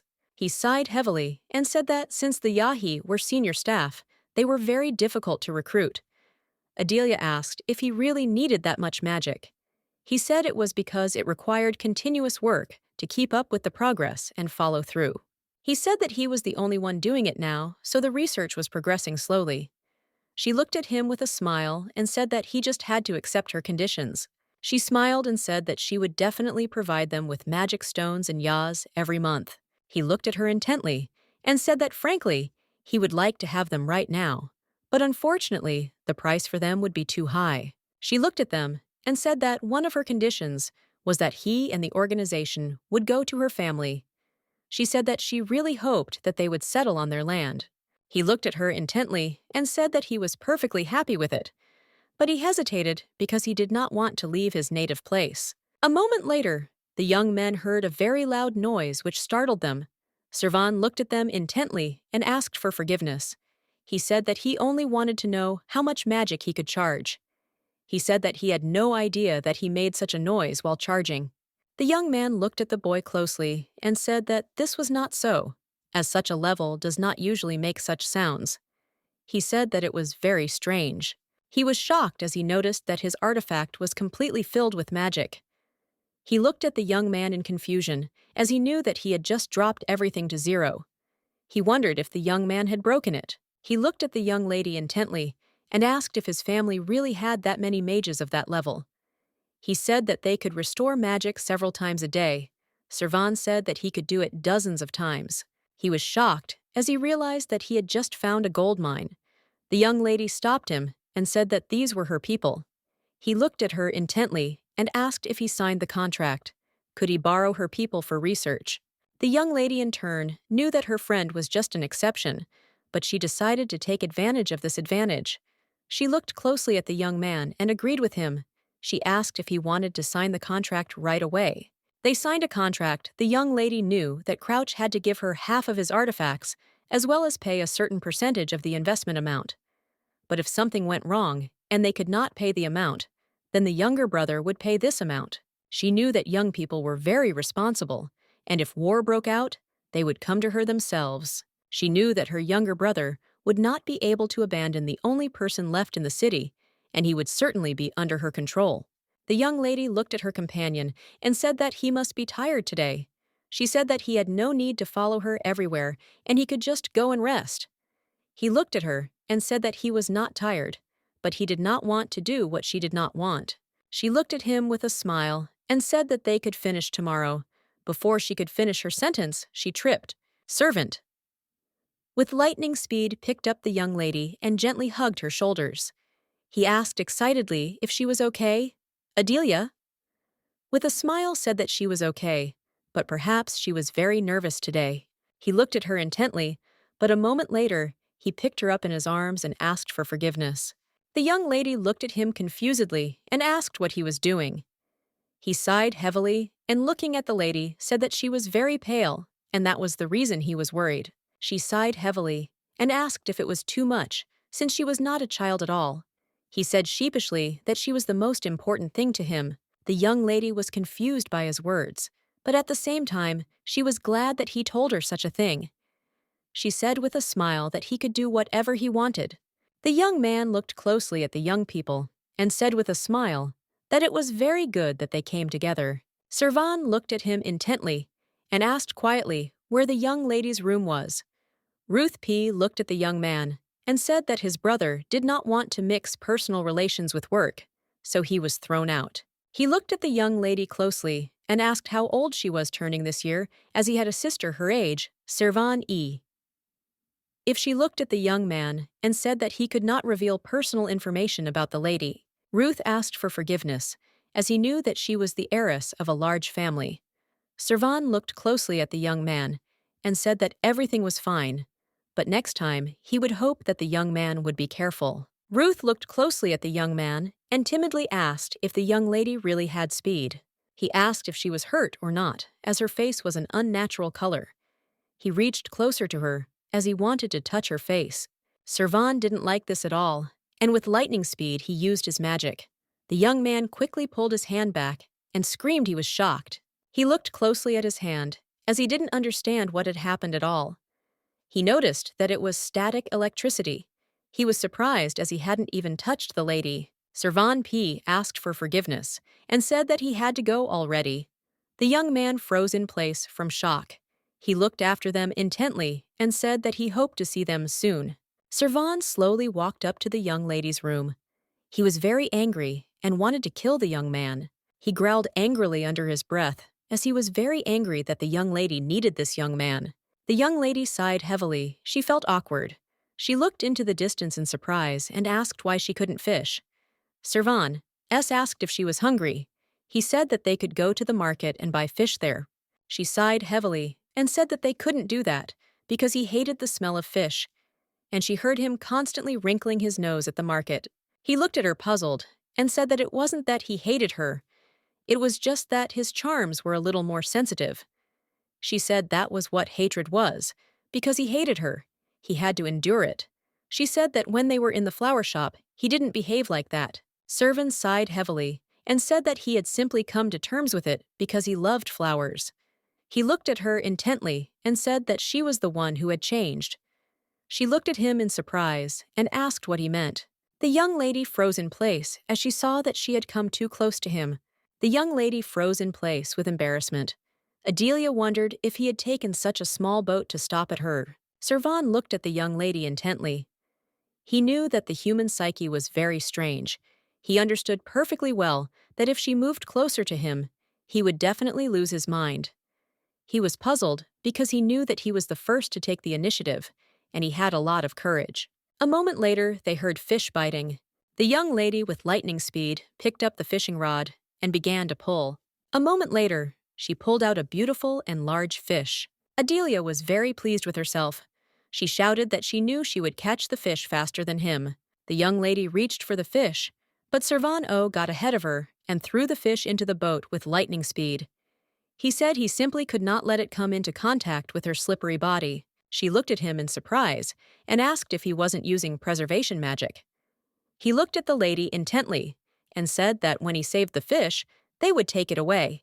Since he had already filled the bucket with water, they couldn't use preservation magic on live animals. He looked at her intently and asked if they could go back. The young lady said with a smile that of course they could go back now since the fish had already been caught. She was staring at the horizon, but later her gaze stopped on the young man. She froze in embarrassment as his body was beautiful. The young lady in turn sighed heavily. She wondered why she now looked like a pervert, but in turn she understood perfectly well that people should be honest with their desires. She looked at her dress in surprise as she had managed to get it dirty. Cvon looked at the young lady with surprise and intently, for she seemed to him the crown of beauty. He looked at her intently and said sheepishly that this was the only way back. Now she looked at him in surprise as she saw that he looked very happy. She had heard that he really enjoyed admiring nature, and he seemed to really enjoy the beach. She looked at him intently and asked with a smile if they should go to the beach again. Cvon looked intently at the young lady, who looked at him with a radiant smile. He said with a smile that, if he could, he would be very glad to go with her. He said that he would like to visit this beautiful place with her again. Sometime later, they went to Gerard's lands. He looked at her closely and asked if they needed to go to the royal capital now. He said that there must be a commotion there now. She said that they would soon hear news from the capital. She looked at him closely and asked if his body was okay, since he had used a lot of magic. Cvon sighed heavily, but did not answer. After their trip together, he became more cunning, since he was no longer silent. He looked at her closely and said that he's also a human being, so he's a little tired, but still he is okay. She looked at him closely and said that he looks very tired. She said that he should tell her the truth, and he should be honest with her. Adelia looked at him and asked if she could pass on her magic to him. He froze in embarrassment. She looked at him intently and said with a smile that she had hardly used it, so if he wanted she would help him. She was surprised, looked at him, and asked if he didn't like her idea. He said he liked it. She looked at him intently and asked if he wanted to accept her magic. He looked away sheepishly and said that at the same time, he didn't know if he could do something like that, even though he tried his best not to get greedy, but she kept doing it to him, and he just couldn't. She looked at him intently and said that she would certainly help him, but he could not accept other people's magic. With lightning speed, the young lady turned around and said that it was time for them to go. She looked at him in surprise and asked what he was doing. Adelia came closer to him and, taking his hand, said that he was coming with her. She sighed heavily and told him that he needed to stop running away from her. He hesitated for a few seconds, not knowing what to do, but a moment later, he finally agreed with hers. Hicks looked at the young men with fear. He froze in shock. The young lady looked at him in surprise and confusion, and a moment later said very loudly that she had previously told him not to do that. The young man was trembling with fear in the corner. Adelia sighed heavily and said that, perhaps, it was because she came out of nowhere. And unfortunately, people often don't understand that. She looked at him closely and asked if he wanted to get up. A moment later, he handed them the weapon he had made himself. She looked at the young man in surprise and asked if it was ready already. Cvon looked closely at the bundle and asked what it was. The young lady looked at her companion intently and said with a smile that this was her gift for him. She said that he should open it immediately. He froze in place in shock, as he did not expect to hear such a thing. Cvon slowly and cautiously began to unwrap his gift. He froze in surprise when he saw the beautiful sword. A moment later, he said that the sword looked quite large. Hicks asked him, surprised and puzzled, what he meant. Hicks asked Cvon if he really didn't like something. He shouted that he had put his whole soul into this work of art. Cvon looked angrily at the young man and said that this was too much. The young lady came closer to him, as the master was very frightened. Adelia told her companion that he could tell her everything. She looked at him intently as she waited for an answer to her question. Cvon sighed heavily and said that such techniques were against the rules. He sighed heavily, not knowing what to answer to the question posed. For the heirless empire, other ludi were always considered inferior. For this reason, they were forced to become slaves. There were absolutely no exceptions anyway, and the slaves born from the Yahi were an example, since the Yahi became the strength of the country and the nobles, and royalty could not ignore this. After discussing this, they came up with another rule. They would be given the title of knight for a short period of time, on the recommendation of those who held the title of count, or higher Yahi, were obliged to serve the person who recommended them as the king, and nobles could take away their titles at any time. Even if they were to receive the title of duke, they would still be looked down upon, and as they grew old and their strength weakened, they would become slaves again, and they were like beasts that were imprisoned in the impenetrable wall. Previously, he was happy with the life of the beast and said that he would not protest. He did not understand why the young lady was moving away from him. He sighed heavily and said that he could no longer stay near her. The young lady looked at her companion in surprise and asked, puzzled, what he meant. He said that if it was a magic stone, he could have it, but the sword was a great gift to him. He saw a sword with engraved on it the name of the god of war. He was very excited and did not understand who could give such a thing to a slave. He said that such a sword would attract attentions. She looked at him in surprise and asked what the problem was. Cvon said worriedly that they would misunderstand her intentions.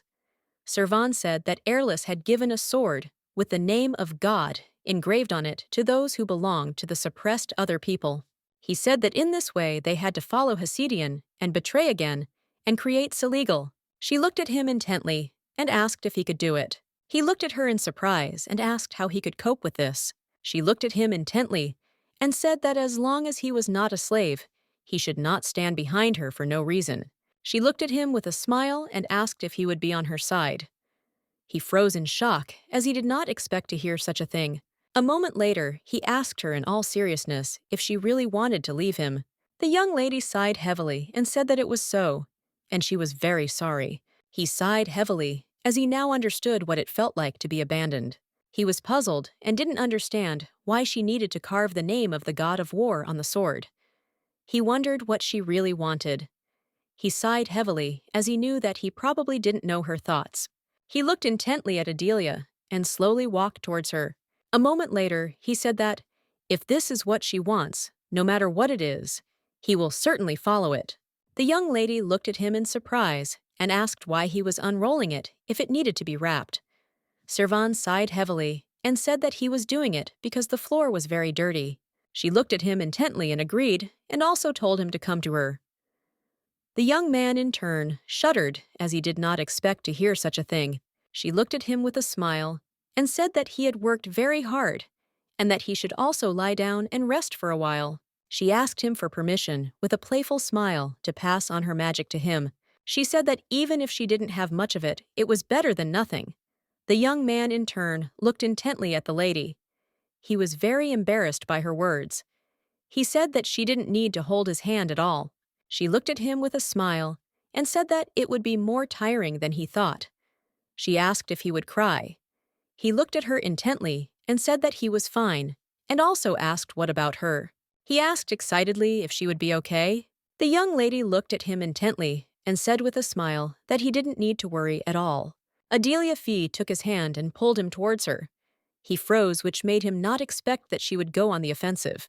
She looked at him intently and with a playful smile said that now it was not he who was doing it, but she. Servant Z froze with embarrassment and almost fell over from shock. He was very puzzled, as he was very worried. She looked at him intently and with a soft smile said that when he was tired, he should tell her. She looked at him with a playful smile and asked if he understood her. He was very confused by her actions, but still agreed. The young lady tenderly kissed his hand and passed on her magic to him. He was shocked, as he had never experienced anything like this before. It seemed to him like a dream, and it vaguely filled his heart. He was very puzzled and understood that she needed to stop. Cvon called Adelia tenderly. The young lady pulled away from him tenderly and asked if he was okay. She said his skin was so hard that she couldn't push her magic into it. She asked if she should try somewhere else. He looked at her confusedly and asked what she was talking about. The young lady in turn looked at him intently, as it was the first time she had seen his emotions. She said she could try it on her neck. She looked at him intently and asked with a smile. If he didn't mind, she wanted to know if he felt comfortable. Cvon looked at her intently and said that he felt fine. Adelia, with a smile, said that in that case, she could do it. She looked at him intently and said that she would try it on the neck this time. She slowly reached out to him. The young man froze in place from shock. The young lady, in turn, unsuccessfully moved towards him, as well as the body, to kiss him. Servant D gave birth from embarrassment. He asked her to wait a little, but she did not listen to him. A moment later, she gave him her power.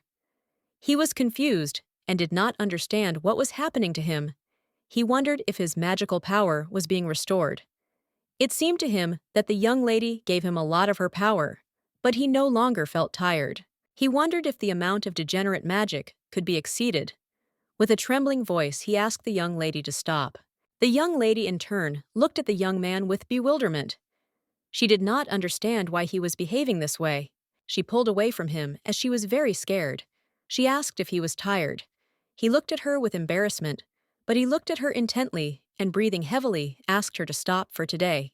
She was surprised and looked intently at the young man. She saw his emotions and feelings of shamelessness. He was shocked and did not understand why he behaved like that in front of her. The young lady looked at him intently and said that she had given him a sword and magic. She looked at him intently and said in all seriousness that this did not mean that she wanted to leave him or that she wanted him to go away. She said that she was speaking now and had spoken earlier, that she wanted him to stand next to her, not behind her. She said she wanted to help him get back. The young lady looked at him timidly. She said that when he came back one day, she wanted him to live with her. He froze in surprise and, looking at her, asked what she was talking about. He asked, surprised and embarrassed, if he could really live with her. She asked if he really wanted to live with another girl. He answered embarrassedly that he didn't want that at all. He looked at her intently and said that the day she erased his mark would be the day he would have to leave. Adelia looked at him intently and asked if he wasn't going to wash it before he left. Cvon said that was exactly it. The young lady looked at him intently. She didn't understand why he was so obsessed with this. She knew perfectly well that there was nothing good about it. Adelia looked at him intently and said with a smile that she agreed with him. She looked at him with a smile and said that in that case she would listen to him. The young lady looked at him intently and touched his face with a smile. She said that when it came to him, she was very weak. Cvon took her hand tenderly and said that he would definitely return to her. He looked at her with an embarrassed smile and said that he would be on her side again. She smiled and said that she knew that he would definitely come back to her and that she would always wait for him. The young lady looked at her assistant and asked if he had told her father everything that had happened. He said with tears in his eyes that he had not told her anything yet, but the Count would be returning soon. He sighed heavily and said that unfortunately there was something more urgent than that. She looked at him in surprise and asked what he was talking about. He said that their people heard that His Highness the Crown Prince had not woken up yet. He looked at the young lady intently and said that for this reason the messengers were very anxious to visit her to find out what had happened to him. The young lady in turn was amazed by what she heard and asked if this was true. A moment later, she said that it had nothing to do with her. She asked her subordinate to tell them that the prince had been struck by lightning. He looked at her with surprise and confusion and asked if she was serious now. He sighed heavily and said that it all happened on their estate. That's why rumors spread like wildfire. But fortunately, no messenger had come yet. The assistant said that Hugh Crouch's equipment had already been transferred to the ship. She asked if there was any news, yet he looked at him intently and said that everything would be moved soon. He asked in surprise if she had really given the go-ahead for this. The young lady, with a sly grin, said that she had signed the contract. He looked at her intently and said that there was nothing urgent anymore, and she could rest. The young lady agreed with a smile, and opening the door, she said that if there was nothing urgent, then she would take a short break. She said that he could go back and get to work. The assistant looked at her intently and asked her excitedly to wait. He said that she had received a letter from the Count. She looked at the assistant in surprise and asked if she had really received a letter from her father. She was surprised and did not understand why he had sent the letter so late. The young man looked at the lady intently and said that it was all so. A moment later, he handed her the letter. The Count wrote to his daughter that his plans had changed and he would be arriving a day earlier than expected. The young lady looked closely at the letter. She saw that it was definitely written by her father. Since she would not confuse his writing style with anyone else, she said with a smile that her father was still alive. She really wanted to see him as soon as possible. Cvon looked intently at the young lady and asked if she had called him. Adelia was momentarily taken aback, as she had not expected to see him so soon. She looked intently at the young man. He looked at her in bewilderment, as he did not understand what was going on in her head. She came up and slowly stroked his head, and also asked if he slept well last night, and if he was tired. He sighed heavily and embarrassedly said that he was not tired, and also slept well. She looked at him intently and said with a smile that you will treat him well in the future, so he doesn't need to run after other girls. He said that he won't do anything like that. She looked at him with a smile and said that he didn't need to be so shy at all. Cvon decided to change the subject and looked at the garden with embarrassment. He said that she had said earlier that she wanted a rod and a flower garden. The young lady sighed heavily and said with a smile that these things were useless. Previously, she dreamed of a garden because she was very lonely, so she thought that in this distant land, if she created a beautiful garden like other nobles, someone would come to visit her, despite the fact that she lived very far away. She sighed heavily as she knew she was just wasting her money and time hoping for this nonsense. He looked at the young lady in surprise and asked if she was okay, since she had always said before that she wanted to have something like this. She looked at him with a smile and said that it was just pointless, but growing, Rilma was much better. Adelia Wu pointed her friend in one direction and said that she would make a large training ground there, since it suited her family better than a flower garden.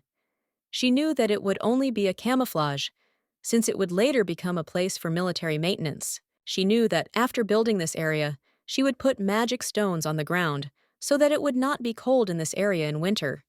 She knew that it would be better if she told them to remove the building in the area to prepare a shelter for the army. The young lady, in turn, understood perfectly well that this was a good idea. He looked at her in surprise and asked if she really liked the garden. She said with a smile that she liked it, but there were forests, so she didn't need a garden anymore. She said that she could sit on the porch and enjoy her tea. He looked at her intently and said that next time he would plant a beautiful flower tree for her. She looked at him sideways and said that he should plant only one tree. He looked closely at the young lady as he saw that she was embarrassed and moved away from her. He fought the desire as he wanted to bite her and devour her. He understood perfectly well that he could devour her completely, and even if it hurt her, it would be pleasant for him. Sighing, he wondered if he was going crazy. He looked closely at the young lady and asked in surprise, "What are the bags with this product for?" She looked into the distance and said with a smile that if this product is buried deep in the ground and the seeds are sown, then they will grow well. He looked at her in surprise as he saw only wormy pieces of wood and peas. She said with a smile that it was all true and she had read about it all in the book, because when the peas grew up, they could plant them. But to tell the truth, she had not read it. She had known about it before going back in time. Cvon looked at her and asked if they were really going to buy this product and plant Rimla. She said that everything was correct and the large seeds should be buried deeper and the small ones closer to the top. A moment later, the young man used his magic and all the goods began to float in the air. The young lady in turn froze in place. She was amazed by his amazing magic. She looked at him with a smile and said that she should do the same. He looked at her in surprise and asked if she really wanted to do it herself. Adelia S. said that was exactly it. The young lady slowly planted the plant. Adelia smiled and said that she really loved to play with the earth, and she also had a lot of fun when they spent time together. Cvon looked at her and said that when she was little, she loved to play with the earth. She looked at her companion in surprise and asked if it was true. He said with a smile that she had even drawn his face on the ground. She smiled and said that she remembered it. She looked at him intently and said that at that time she had deliberately drawn him ugly. The young lady looked at him in surprise and asked if he had already managed to plant all the plants. She sighed heavily as she wanted to spend more time with him, but he was in a hurry. She asked why he was in a hurry and said that he could take his time. Cvon looked at her and said that they had already arrived. The young lady looked at him in bewilderment and asked who he was talking about. She froze in place. Although she did not turn around, she still knew who it was. A moment later, she heard a painfully familiar voice. Turning around, she saw her father. He looked at her intently and said that they hadn't seen each other for a long time. The young lady froze in shock on the spot for a few seconds. She was glad that he was still alive. In her joy, she rushed to her father and hugged him very tightly. Trembling, she said that she missed you very much. She could hardly hold back her tears. But a moment later, the young lady could not bear it any longer and burst into tears. The Count looked at his daughter and asked for forgiveness for making her wait so long. The young lady in turn cried quietly on his chest.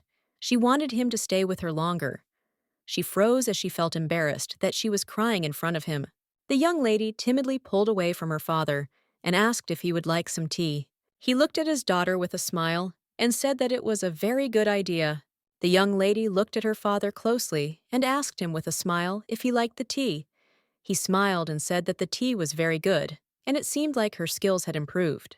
He sighed heavily and said that he was not a tea lover at all. But still, sometimes it was good to live through such moments. The young lady stood up and, looking at her father, said that she had something to tell him.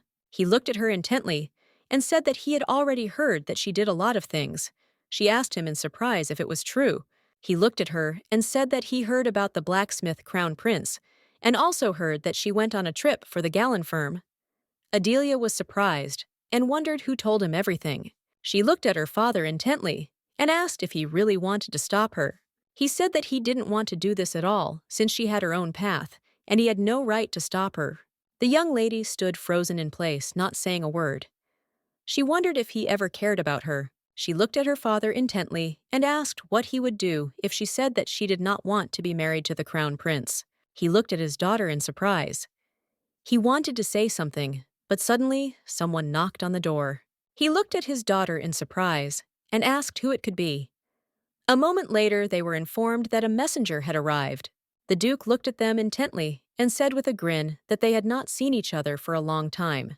He looked at them with a grin and said that he really hoped they both had received Judith's blessing. The young lady looked at the Duke intently. She understood that he was not an ordinary man at all. She was excited and did not understand what he really wanted from them. She understood perfectly well that she had not yet seen the order from the Emperor. She looked at the Duke with a smile and said that this was so, and they had not seen each other for a long time. She said with a smile that she wished him to receive a blessing from Hasidian.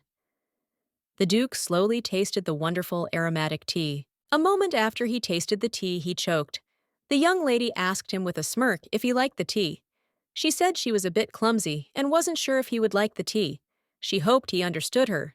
With his generosity, he looked at her intently and said that the tea was not bad. The young lady was pleased with this answer. She noticed that he was adapting very well. The Count looked at the Duke intently and asked why such a busy man like him had come to his lands. The Duke sighed heavily and said that he had no choice, because His Majesty had ordered him to come here as an envoy. The Duke looked closely at the Count. He thought that he had forgotten his place, and it was very arrogant of him. The Duke had heard earlier that the Count was going to return tomorrow. He did not understand why it happened that he came today. The Duke came today because he knew that the Count was absent. She looked at the Duke and said that he himself wanted to come here. The Duke looked at the Count intently and said with a grin that a man who was so far from the capital as he knew was quite a lot.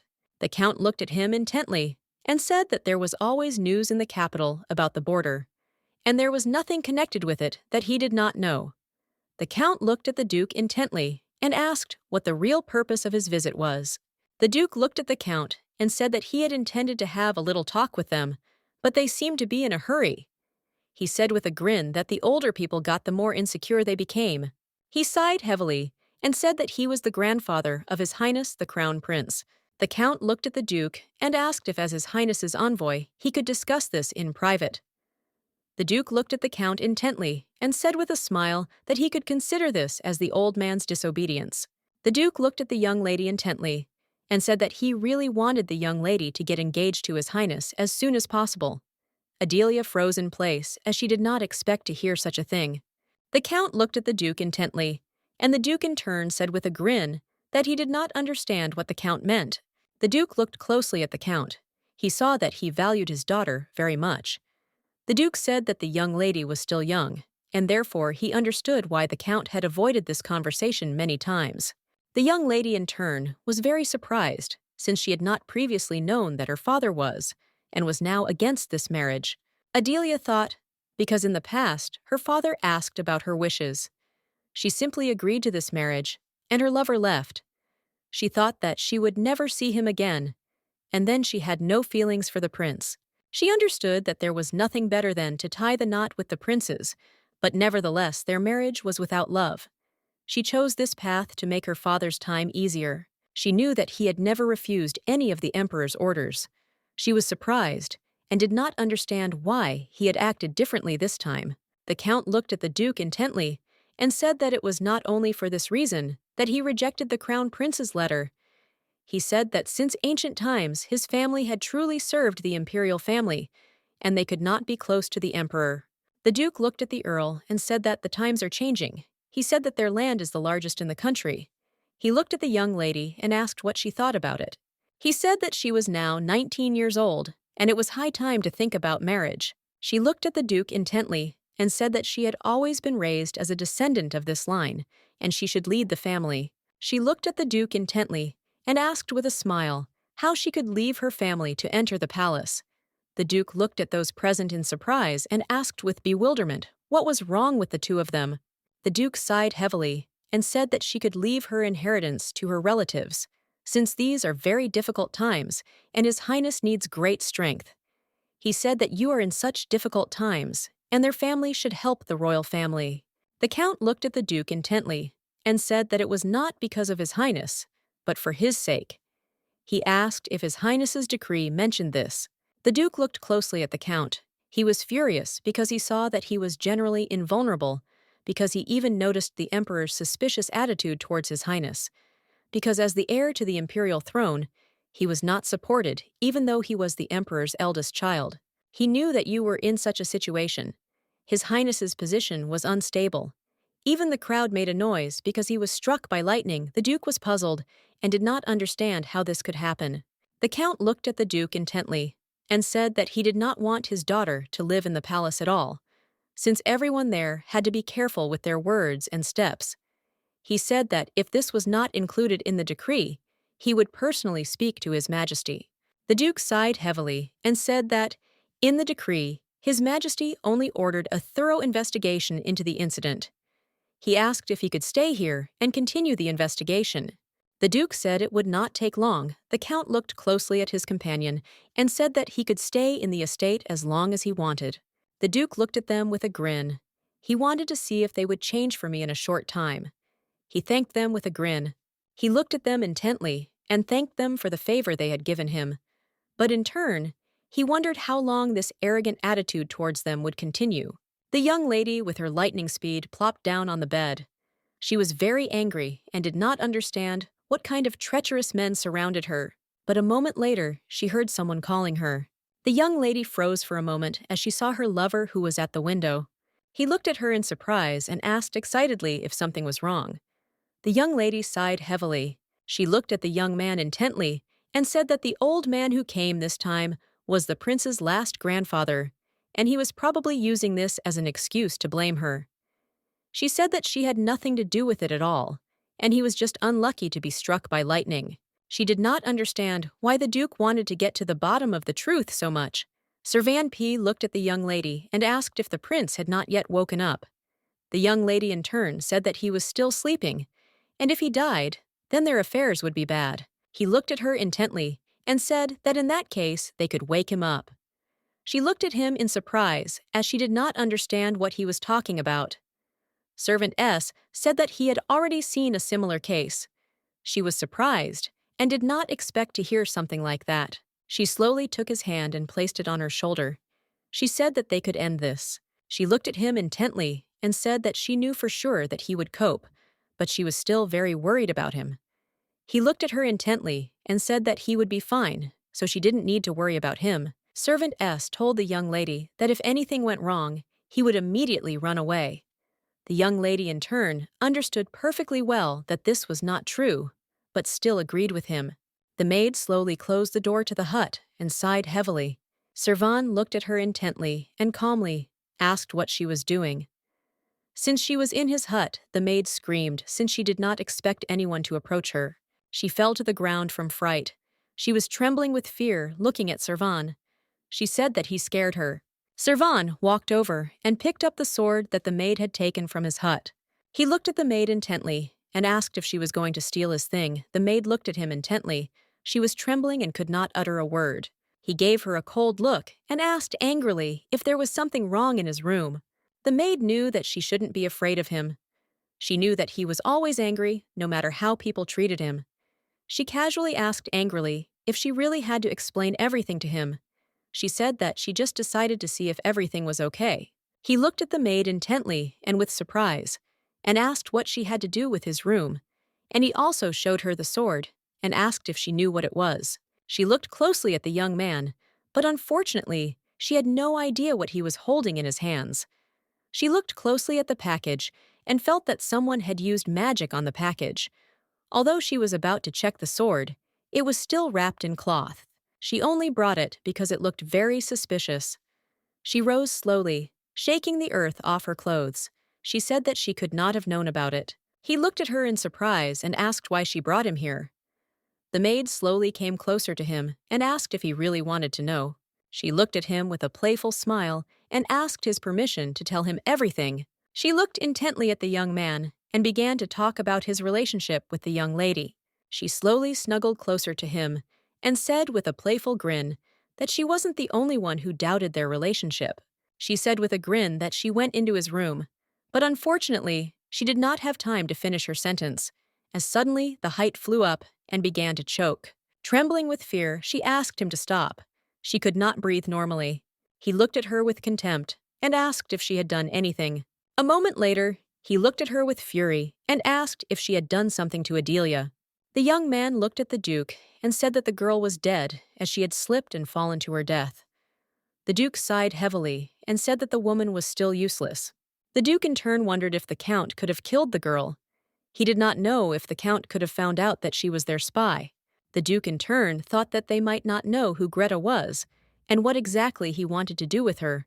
He was a little surprised and puzzled as he did not understand why he was so angry. The Duke sighed heavily and looking at his assistant asked, "What about the magic stones?" And he also wanted to know if the young man had already contacted Sonia. The young man said that he had contacted her through the squad. The young man was a little excited. He said that they say that mining such stones is rare, and therefore it is difficult to do it right now. The Duke in turn understood this perfectly well. The Duke looked at the young man closely and said that even if he had to shift this responsibility to someone else and spend a lot of money, he must find them. He asked the Duke about the prince's stay with the lady, whether they needed to make an investigation among the Arabs of Selegal. He thought for a moment, as he knew that the young lady had turned her back on the crown prince for a lowly slave. The Duke sighed heavily. He knew that they first met when she was 9 years old, and the lady paid a lot of attention to him. He was a little excited and said that unfortunately there were no more rumors, but despite everything they had to bring the young lady together with the prince. He thought for a moment and said that first he would have to meet with the head of the squad. He looked at his assistant and said that he would soon return to see the Count, and that it was necessary to contact the Count and invite him to dinner. The young man said that he understood everything and would immediately carry out the order. The Duke in turn sat quietly and pondered the situation. Hicks looked into the distance and called to the young lady. He did not understand when she was going to leave, as they had decided to go in the morning. Cvon looked at the young man intently and said that the lady had already given him a job. Hicksby winced, as he did not expect to hear Cvon. Cvon looked at the master and asked what he had forgotten there.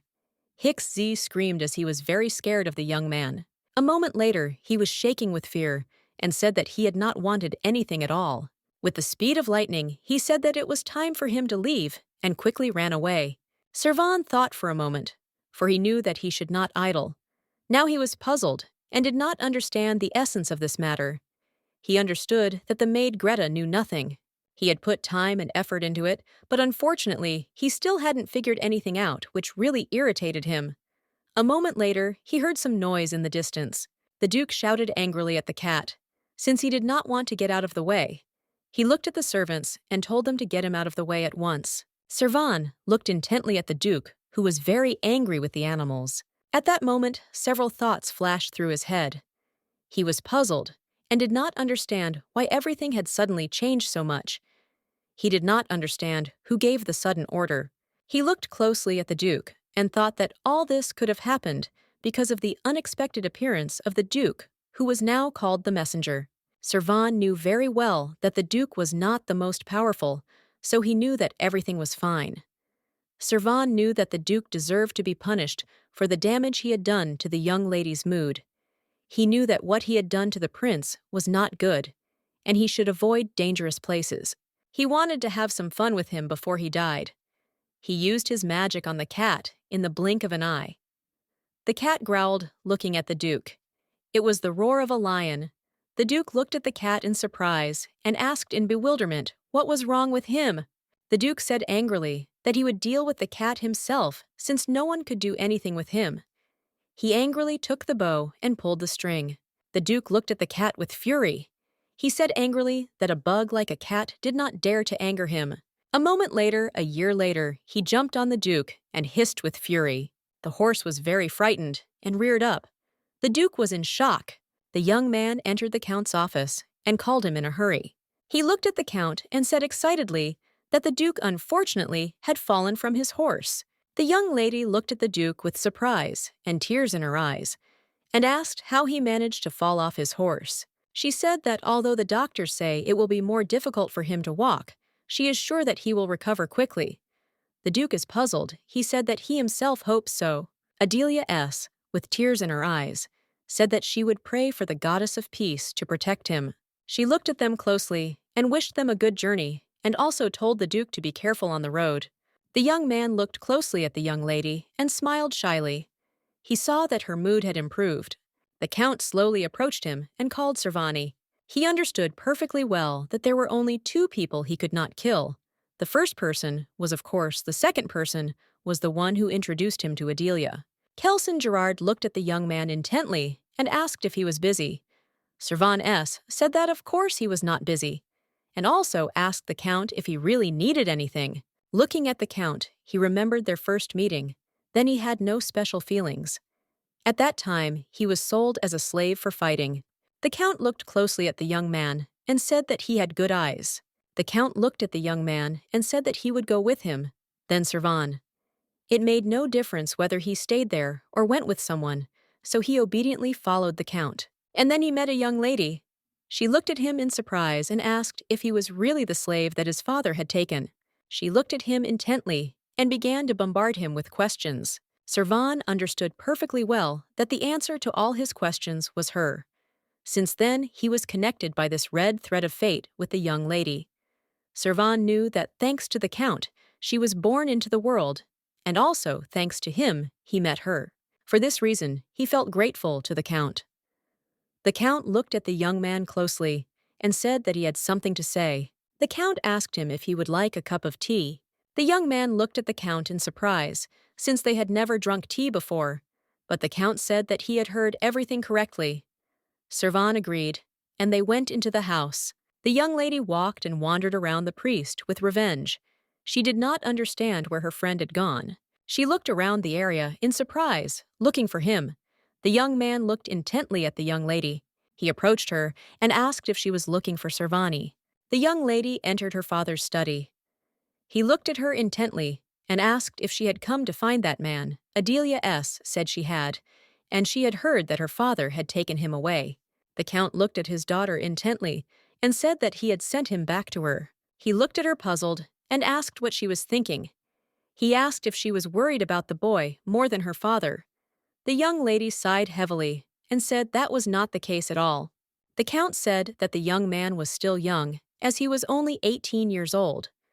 The young lady sighed heavily and said that, compared to her, he was still a boy. She asked her father if there was anything else to tell him. He sighed heavily and said that there was nothing more. The young lady looked at her father intently. She knew he didn't want her to know. She looked at her father intently and asked shyly if he knew that Cvon liked her. The count sighed heavily and said that he knew about it. Adelia looked at her father intently. But a moment later, her face changed, and she looked at him with a smile. She told him with a smile that next time he could also invite her, and the three of them could have tea together. The young lady left, and the count was left alone in the room. He sighed heavily, and tears began to flow from his eyes. He sighed heavily and asked God for forgiveness. Adelia sighed heavily. She was very angry and did not understand why he still had not shown up, since she had searched the entire castle and could not find him. Adelia understood that if you didn't find him today, then maybe they wouldn't see each other for 4 years. She was very upset because she knew she wouldn't be able to see his beautiful face all this time and wouldn't be able to hug him and smell his beautiful scent. She knew that, of course, they would meet before dawn, but they would have very little time. She put it off until today because she hated saying goodbye. A moment later, he finally called the young lady. She looked at him in surprise and asked how long he had been standing on the terrace. He looked at her intently and said that he had been there all this time, since he could not enter without her consent. She sighed heavily and said that he could come in. Cvon looked at her intently and asked her, puzzled, why she was crying. He slowly approached her and asked in surprise if something had upset her. Coming closer to her, he saw a suitcase in the corner that was packed. He was upset, but looked at the young lady and said that it seemed that he had to leave today. He looked closely at the young lady, as he knew perfectly well that leaving this man would hurt more than a wound to the bone. She came closer to him and asked for forgiveness. He looked at her intently and said that this was the promise he had made to her, and she did not need to apologize at all, since it was he who had chosen this path. The young lady hugged him tightly and asked for forgiveness again. He was embarrassed, insisted, and tenderly embraced the lady. He understood that her traces had been with him for 10 years. The young lady, in turn, slowly used her magic to remove the seal. A moment later, the slave brand was destroyed. He looked at her hard and said he would definitely come back, because he was just a pathetic boy. And he would come back to her like a dog. He would come back to be near her. She looked at him hard and said she liked him very much. He looked at her in surprise, as he knew that the secrets he kept in his heart were harder to hide than he thought. He looked at her intently and said that she was his only lady. He looked at her intently and said with an embarrassed smile that he had always kept love for her in his heart. She looked at him with a smile and said that he could call her by her name. Cvon looked intently at the young lady and with an embarrassed smile tenderly called her name. Adelia looked at him and said that in general she hated removing the seals, but she had to do it. She asked for forgiveness for the pain she caused him. She came closer to him and said that she would leave a seal on him herself and show him what seal he would leave on her. The young lady slowly touched his lips. She asked with a smile if he wanted it. He looked at her shyly and said that he would like it. Some time later, the young people were merging in a passionate kiss. He looked closely at the young lady and timidly asked if he could try it himself this time. She looked at him in surprise and with an embarrassed smile asked if he really wanted to try. A moment later, she said that he could do it. He pulled her closer to him and whispered quietly that he was very happy. She looked at her lover with a smile and tenderly said that he could call her by her name. Cvon looked at her with embarrassment and sent her by her name. He said he hoped she could feel it. The young lady froze, looking at him. A moment later, she looked at him with a radiant smile and said that he was right. He sheepishly said that he kept a piece of her for himself. He asked her to do the same. She tenderly touched his hand, and with a smile said that he should call her by name. She looked at her lover closely, and said with a smile that it was just an exchange of magical power. She said that he should wipe that sour face. The young man sank down as he felt guilty. The young lady, in turn, was very exhausted as she had received too much magical power.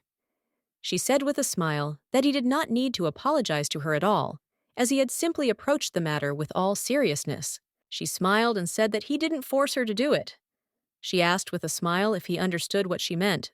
Adelia asked shyly if he was sure that he had left a part of himself in her. The young lady, in turn, was very happy and was filled with happiness. He looked at her closely and said that she needed to have a very good rest. He also said that she should remember that she should not eat a lot of ice in hot weather, and she should not walk in the rain or cold wind. He said that she should take care of her health. The young lady, in turn, looked intently at her lover and said with a smile that he should not be ill and should not be hurt. She looked at him intently and said that he must certainly take care of himself. The young man, in turn, was very much puzzled and upset, since he did not want to leave at all for the reason that he still had not caught the man who tried to kill the young lady. There were many doubts raging within him, and the thought of leaving was hateful to him. The Count looked at the young man intently and said that he understood perfectly well that he was worried, but he still had to trust him. Cvon was a little surprised and worried. He knew that her father was pushing him as if he had already made a decision. He understood perfectly well that he had to leave her. Cvon looked at Adelia and asked in all seriousness if he could come back and they could stay together. She looked at him with a smile and said that his place was next to her. He sighed and said that he would definitely return to her. He knew that, even if he lost his legs, he would use his hands. But if he was left without them, he would use his whole body. Even if the body remained lifeless, his soul would find a way. No matter what, one day he would return to her. He understood perfectly well that one day he would be next to her. She looked at him intently and said with a smile that it didn't matter at all when he returned to hers. She smiled with tears in her eyes and said that she would always wait for his return. The young man sighed heavily, looking up. He said that anyone looking at this anomaly might think that it was a firework. He looked around because he was alarmed and wondered where the fire came from. He sighed heavily, looking at the night. He said that he usually didn't care about others. The night did not answer, and an incomprehensible silence reigned between them. He looked closely at the young man. Because he was a little puzzled by his behavior, he knew that he was not human. He wondered if the young man was behaving like this, and if it had anything to do with that person. He froze, looking at the young man as he seemed very angry. The young man sighed heavily and said that it all turned out to be because of the princess's handkerchief, as it was all covered in blood. He looked closely at the young man, since he carefully kept this scarf. But unfortunately, he did not know the owner of this scarf.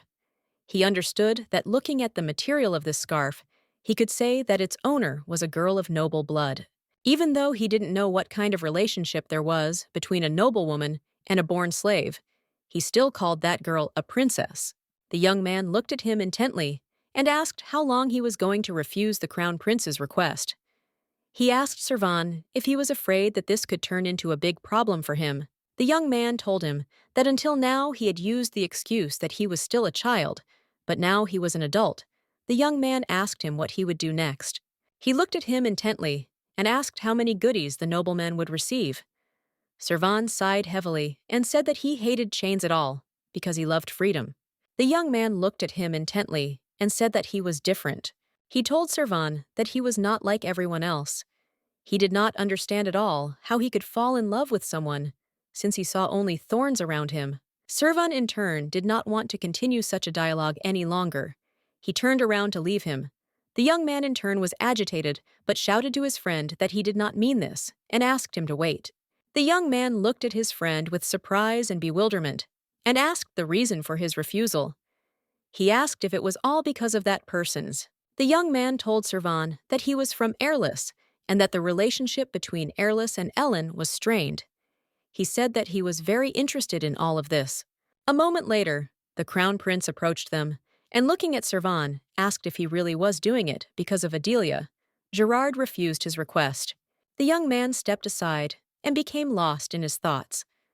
Meanwhile, Cvon greeted the crown prince with all courtesy. He looked closely at the crown prince and blessed him with the god Judice. The crown prince looked at the young man intently and said that this was very boring. He told Cvon that he knew very well that he had not come for this conversation. The prince looked at the young man with a smile and said that he could stop pretending that he didn't know. The prince looked at him intently and said that he had already found out everything, but the young man, in turn, looked at the prince intently and did not answer. The prince told him that the fact that he had put so much effort into it certainly spoke to the importance of the matter. The prince asked the young man if he would like to listen to him. Cvon looked at the prince intently and said that he wished to listen to him. The prince said with a satisfied smile that he would finally be able to have a glass of alcohol with him, approached the young man, and said with a grin that this would be interesting. Servant. With the help of the crystal, he saw the young lady. He looked closely at the prince and asked what was written on this piece of paper. The prince said with a grin that there was written about the young lady's engagement. It had not yet been made public, so even he had a hard time getting this information. The crown prince looked at the young man closely and said that the young lady was in engagement negotiations with the crown prince of airless country, and the crown prince was courting her unilaterally, but the duke and his arrogant daughter were not well disposed towards him. The crown prince looked at the young man closely and asked him with a grin how long he thought this would last. The crown prince said that the duke was a very greedy man, and he really wanted to make his daughter the crown prince's concubine, and he was also the crown prince's grandfather. The crown prince looked closely at the young man and asked if he thought that the duke would not want to become the emperor's father-in-law.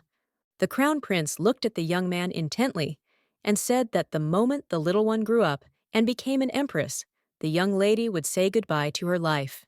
The crown prince told his friend that despite everything he also grieved for his love. The crown prince knew that Cvon had not harmed her empire, but had merely fallen madly in love with a young lady, but those people wanted to hurt her. The prince knew that Cvon's enemy was airless, not Elaine. He looked at the crown prince intently and asked how he could trust him. The prince looked at the young man in surprise and asked if he really suspected him of lying. The prince said that, unfortunately, he did not think at all that the young man was such a poor judge of character. Cvon looked at the prince intently and said that he would like to ask for irrefutable proof. The prince looked at the young man with puzzlement and asked what he would do if he said no to this request. The young man looked at the prince intently and said that he would definitely leave this place. He said that if he wanted to escape, no one could stop him. The prince looked at the young man intently. He was very puzzled, as he expected it to be difficult, but he was very irritated by him. The prince understood that in fact the young man was right, since he could easily leave if he wanted. After all, he was the strongest of all. He had incredible talent, and the prince spent years to get it. The prince understood perfectly well that in order to achieve his goal, he really needed such a strong man. The prince sighed heavily and told the young man that he had won, and he would do as Cvon wanted. Cvon with anger and said that he was also infuriating him. He said that Cvon had been working all this time without a break, and the people in the detachment nicknamed him the devil. Cvon looked at the prince in surprise and said that this sounded cruel, since he was not an evil man at all. The prince looked at the young man in surprise and asked if he really believed this. Cvon looked at the prince and said that he would call himself something else. Cvon said he was Hasidian, the god of war, because that sounds much better. After talking with the prince, the young man left to be alone. A moment later, he used his magic. With the help of his magic, he saw his young lady. He looked closely at her reflection. Cvon looked at his beloved and wondered if he was doing the right thing. He understood perfectly well that he did everything for her sake. He was a little excited and did not understand why she looked so exhausted. Looking at her, he wondered if she was tired. He knew perfectly well that one day he would be next to her again. He remembered how she told him with a smile that no matter when he returned to her, she would always wait for him. A moment later, he sat down with a thud on the ground and thought about the situation at hand. He really hoped that she was safe now. Cvon sighed heavily as he missed her to death. The young lady looked out of the window and thought for a moment. The count looked at his daughter and called her. He asked excitedly what she was thinking about so intently.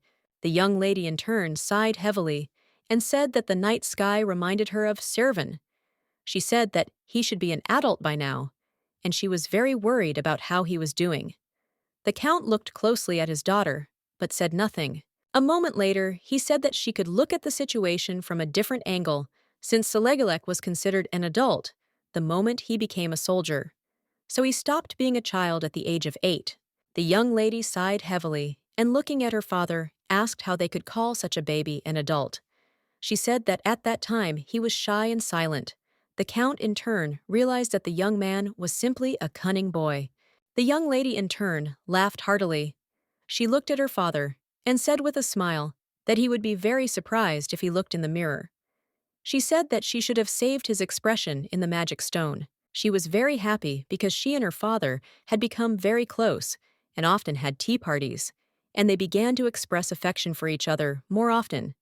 She looked at her father with a smile and said that when the young man returned, they should all have tea together. He looked at her intently and said that it was late and he would go first.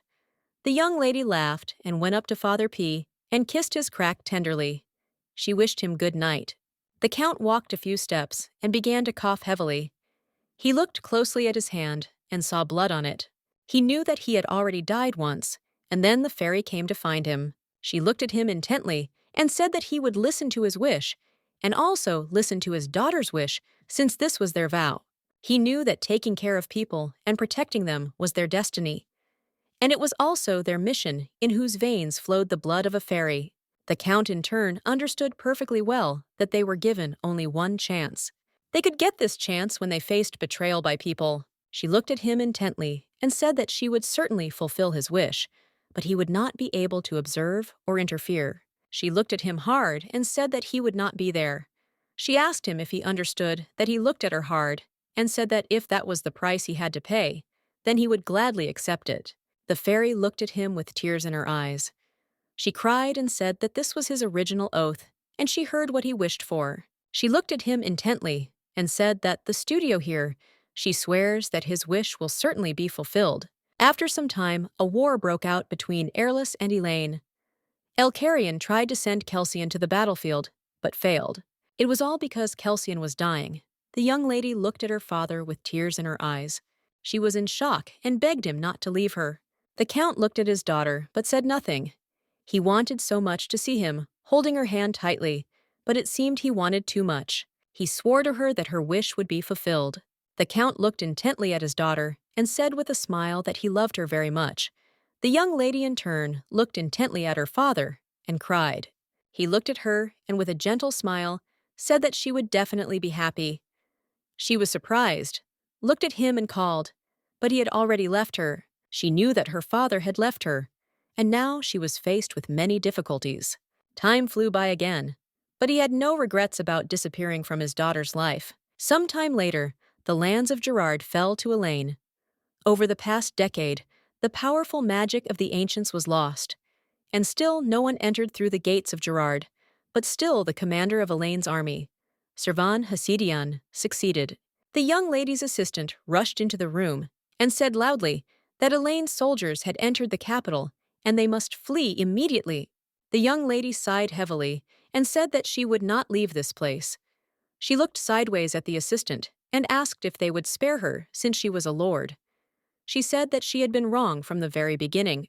The young man was shocked and shouted at the young lady that now was not the time for this. Adelia knew perfectly well that none of the Gerards had died, and perhaps Cvon had not allowed it to happen. But the truth was that even in her mind there was a tiny doubt. She understood perfectly well that her father's death had changed everything. She wondered if everything could ever be the same again as when her father was still alive. She sighed heavily as she wanted to give him a sense of comfort in the estate. For this reason, she made him a shirt. She missed him very much and wondered when he would return to her. She looked intently at the door and said that if he did not come back, she would go after him herself. The young man ran from the estate as fast as he could, but a moment later, someone grabbed him by the collar and pulled him. The young man fell to the ground with a crash.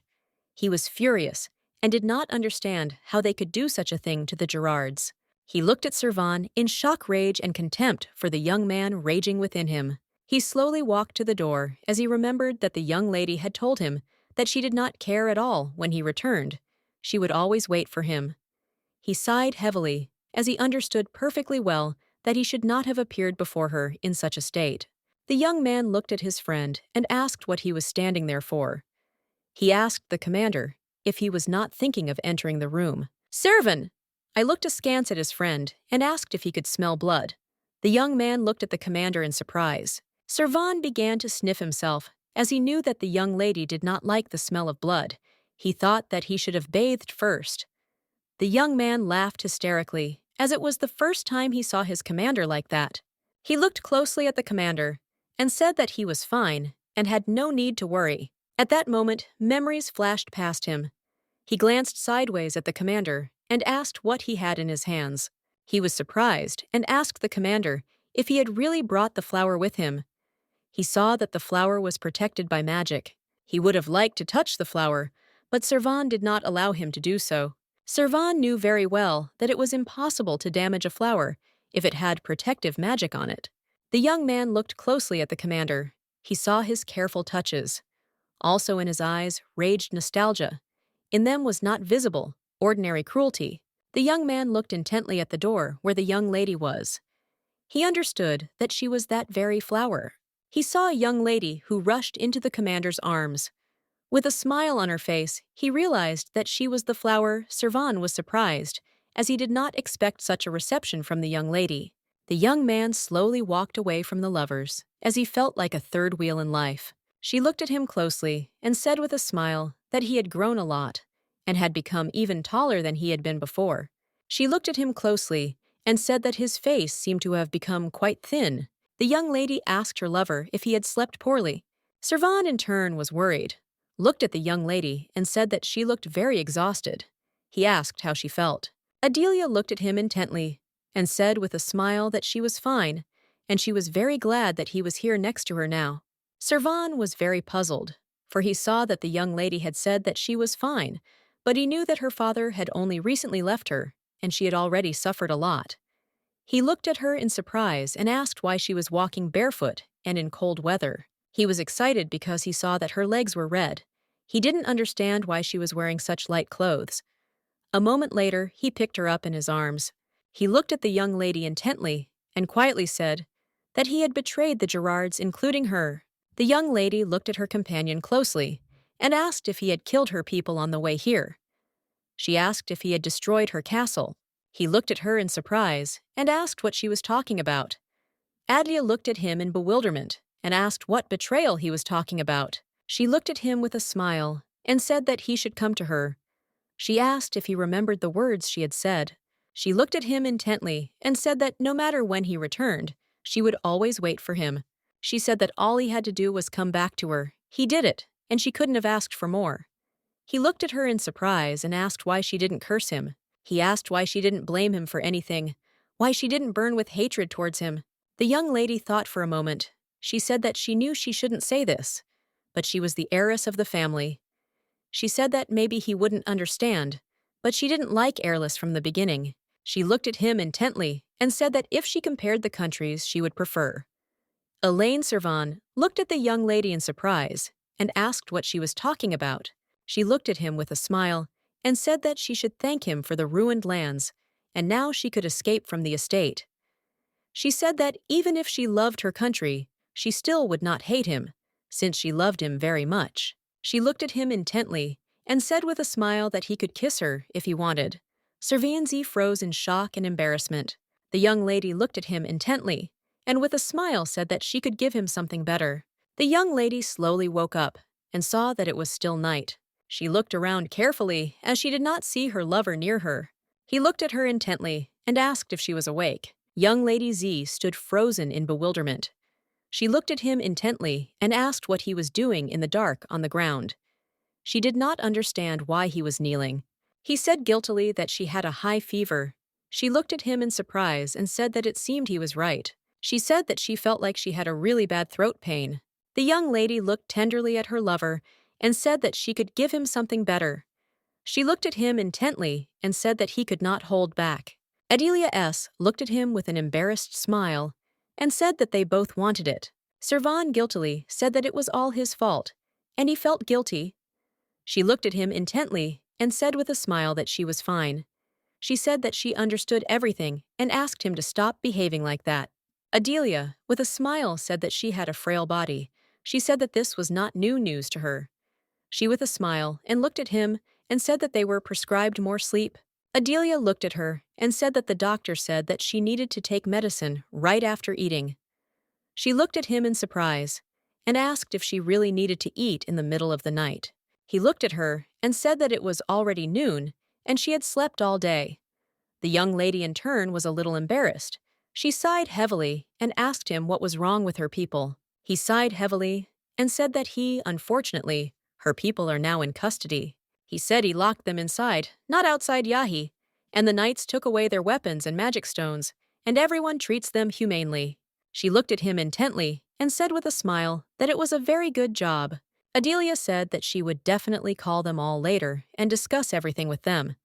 She looked closely at her lover and said that he had had enough of sitting on the ground and that he should come up to hers. She sighed heavily and said that since this situation had arisen, it would be better for them to let go of those who did not intend to cooperate with them and to keep those who agreed to continue to be with them. He looked at her closely and said that among her followers, there were those who were more devoted to her than to Aerolus. He sighed heavily and said that there were many such. He knew perfectly well that they were very dangerous for the young lady. He could not allow them to be near the young lady at all. He wanted to put magical shackles on them so that his lady would not be in any danger. He sighed heavily as he knew that the young lady would not agree to control her people with magic, but he knew that he had to do it behind her back. He knew that putting shackles on the request would solve the problems. He knew perfectly well that he couldn't mention this to the young lady. She sighed heavily and thinking said that if there were those who wanted to stay, she would impose restrictions on them. He shuddered at the unexpected proposal. He looked at her in surprise and asked if she was really talking about magical shackles now. He hoped that she had not read his thoughts. The young lady sighed heavily and said that it was all true since they could not guarantee that there would not be a spy among the people. He looked at her intently but did not answer. But a moment later he said that if this situation happened, he would spare no one.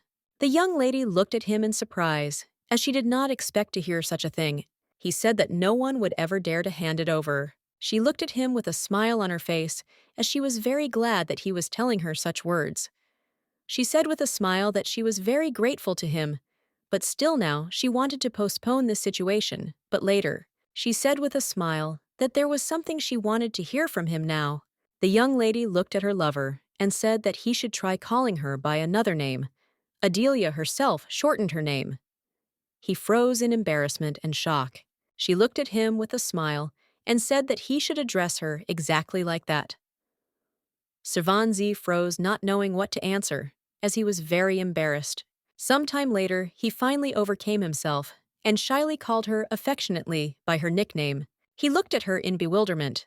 The young league froze from his beauty, as he was very shy. Adelia looked in surprise at her chopped hair and asked when he would get used to it. She asked if she should punish him from now on for every word the lady said. A moment later, they heard a knock on the door and froze in place. The young lady stood frozen in place and wondered who had come to her. She did not know whether her people had come to her or whether they were looking for Cvon. But a moment later, the knight nevertheless called the commander. The young lady in turn watched closely the young men who had begun an important conversation. She looked closely at the young man and wondered who he was. She thought about it as she remembered that she had seen his face before his rebirth.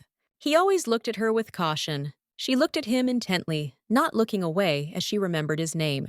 The young man looked at her in surprise as he felt her gaze on him.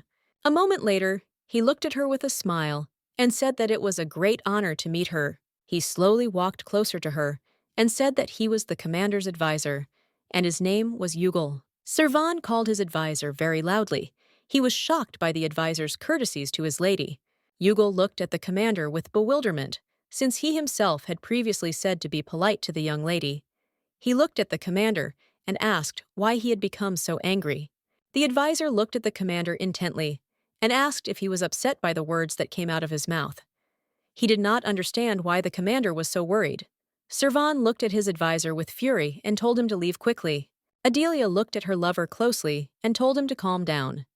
She was a little surprised, as she didn't expect him to have an advisor. Yugal thought for a moment and said that his commander was truly a great man, so he did not really need his help, but at times the commander's judgments were extremely wrong. Jugum looked hard at the commander and said that it seemed like it was an obstacle, and he just wanted to avoid it. The young lady thought for a moment and said that the commander must have gotten into trouble because of her. She looked closely at the young men and said that it seemed that on this cold winter day, he did not allow the soldiers to enter the castle. The young man was surprised and did not understand how she knew about it. She said that you castles were too quiet, so it was not difficult for her to guess. She looked at them sideways and said that she could not let the soldiers freeze to death. She said that they could enter the village, and she would also allow them to enter the castle. Cvon looked at the young lady in surprise. She handed him the document with a smile and did not tell him to read it. Adelia handed him a schematic diagram showing thousands of tents strong enough to withstand a snowstorm, and also locations with the necessary medical equipment. She looked at her lover with a smile and said that she was giving it all to him. The young man looked at the young lady in surprise. He wondered how she was able to prepare all this. He knew very well that she was very smart. He wondered if all this was done under her guidance. The young lady, in turn, was very pleased with the way she prepared for this day. Yugom looked at the commander intently and said that he should be ashamed for creating difficulties for the young lady. The young lady, in turn, laughed. She walked up to her lover and hugged him by the hand. She looked at the assistant and said that she was older than him. The young man froze in shock as he did not believe what she said. She looked at him intently and asked if he had forgotten her words. She said he should not call her lady. She asked if he wanted to be punished. Adelia looked at her lover intently and said that he must call her by name, and then she would allow him to kiss her. He began to pronounce her name with embarrassment. She said with a smile that she allowed him to do it. A moment later, he hovered over her and said her name tenderly. He slowly reached out to her and kissed her tenderly. Adelia froze in place as she felt someone's presence. The maid looked closely at the young people and said that she came to them because she was told that she was hungry, and she even knocked. She sighed heavily and said that she would definitely come back a little later. She looked at them intently and said that by the time she returned, she hoped they would have come to their senses. The young lady, in turn, looked at her lover with a smile on her face. He looked at her in surprise and asked if she really liked this maid. She thought for a moment and said that she didn't know. She knew perfectly well that this maid was very good. Her name is Jessie, and before her rebirth, Cvon sent a maid to her. Adelia was beside herself because she was clinging to Cvon, even though she wasn't even Gerard's person, and Adelia herself was unkind to her. But now she understood that the maid was sent to her in order to protect her. Adelia saw that Jessie had wounds on her hands, and there were many of them, even more than the other maids. The young lady said with a smile that the maid had many scars on her hands and that it was very suspicious. He looked at her intently and said that there was always the possibility of being killed during a war. But the truth was that the maid was the most talented person he kept here. He was surprised because he didn't think the young lady would notice it so soon. He looked at her intently and said that if she did not like the maid, he would tell her to keep as low a profile as possible. Adelia looked at him intently and said that there was no need for that. He slowly began to feed the young lady. She said with a smile that it reminded her of her childhood, as he always fed her soup when she was sick. She asked with a smile when they had managed to grow so much. A moment later, she looked at him with a contented smile and said that she loved him very much. Cvon looked at the union in love with embarrassment and said with a smile that he also loved her very much, and he also called her by her nickname. The young lady, in turn, understood perfectly well that in the past he had died precisely because of her. She knew that he saved her from death, and he himself died from poisoning. The prince who had the antidote at that time wanted the young man to drink the poison in exchange for the medicine. Unfortunately, she did not know the details of the deal between the two of them. She had heard that he had taken poison, and after that, her illness had gone away. She now understood that she needed to understand where she had been poisoned. She knew that at that time, even a cup of tea had passed through his hands. She wondered if it was possible that the cause was not in the food. She wondered what it could be. She was very worried as this incident did not give her peace. He looked intently at the young lady and a moment later leaned down to kiss her. The young lady looked at him in surprise and said with a smile that he usually doesn't do it first. She said with a smile that he can try to do it more often from me, since she really likes it. He looked at her intently and asked if he could do it. She said with a smile that, of course he could. She looked at him with a smile and said that they were now lovers. He was surprised because it had been a long time since she had said something nice to him, and it reminded him of their childhood. He looked at her intently and said that if she continued to cry, her temperature would rise. She shouted that he was very noisy and also asked who told him to say this. Cvon knew that no matter how sick she was, it was difficult for the Count, who was in foreign lands, to immediately return home. At such moments, she always cried to him, and he was very glad to listen to her grumbling. He thought for a moment, as it seemed to him that it was yesterday when they were both children. She was surprised, looked at him, and asked what was wrong with him, as he now looked like his parent. Cvon was taken aback and started. But a moment later, he came to his senses, and looking at the young lady, said that he had something to communicate to her. He said that he had prepared 2 kinds of medicine for her. He looked at her intently and said sheepishly that one medicine was for a cold. He timidly began to talk about the second medicine. Adelia looked at him in bewilderment, as she did not understand what he was talking about. But a moment later, she finally understood what he wanted to tell her. She looked at him with a smile and said that children are the greatest blessings for parents, and she would be very happy if it came from below for them. She smiled and said that their children would be wonderful. She looked at him intently and asked if they would not be the greatest joy for them. Cvon froze in surprise and said with a smile that it was exactly so. He sat down next to her and exhaled heavily. She looked at him in surprise as he was a little excited. He said sheepishly that he had chosen the medicine with the fewest side effects, but was still worried that the medicine would harm her health. She said with a smile that she was not sick or anything, so he didn't need to worry. She said she felt a little sleepy, and that was it. She said she would sleep a little and go meet some people later. He looked at her closely and asked if she wanted him to handle it. Adelia said there was no need for that, as these were her people, and she should do it. A moment later, she fell asleep. Cvon looked at the young lady intently, and memories of 4 years ago came flooding back to him. The Count looked at the young man intently and told him to leave. He looked at the Count in surprise and asked if he could find out the reason. The Count looked at the young man intently and said that his abilities were not sufficient. The Count understood perfectly well that he was a simple chick that had not yet hatched from the egg, and now this was beyond his strength. He knew that excessive force only brings destruction. Cvon looked intently at the Count and asked him if he knew what he was. Graft sighed heavily and said that sometimes in life they are overtaken by terrible shocks, and then the moment comes when they have to choose. He said that the outcome of the choice could be the abyss or the paradise that they all so longed for. He looked closely at the young man and said that right now they were standing at a crossroads. Servant looked at the Count in surprise and asked if he had really just said that they were standing at a crossroads together. He looked hard at the Count and said that perhaps he knew what he was. The Count sighed heavily and said that knowing that he was like this, he did not feel any joy at all. Cvon looked intently at the Count and said that his words could be understood since he himself was afraid of his own existence. He sighed heavily and said that something that should not have been laid down had found its breath. Cvon asked the Count if this could not be terrifying. The Count looked intently at the young man, but said nothing. A moment later, he walked slowly towards him and said with a smile that knowing what he was made him feel relieved.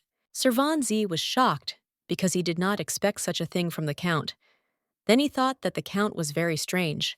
He looked intently at the Count, for he understood that he was the same as the young lady. Cvon understood perfectly well that they were both unusual. He sighed heavily and told the Count that he was contradictory. The Count looked intently at the young man and told him to come over for a minute. He slowly took the young man by the hand and said with a smile that his hands were already bigger than his. The Count looked at him intently and asked if he was really only 18 years old. Cvon was shocked and did not understand what was going on.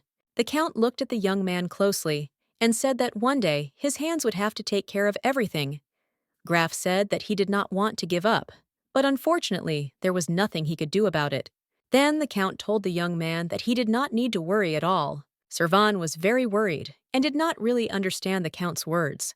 He looked closely at the young lady and wondered if the Earl's words spoken all those years ago had anything to do with her safety. He didn't think it was a lie at all. He checked everything last night, and luckily, there is no trace of magic or curses on her body. Just in case he even asked the doctor if she had been poisoned, but her blood turned out to be clean.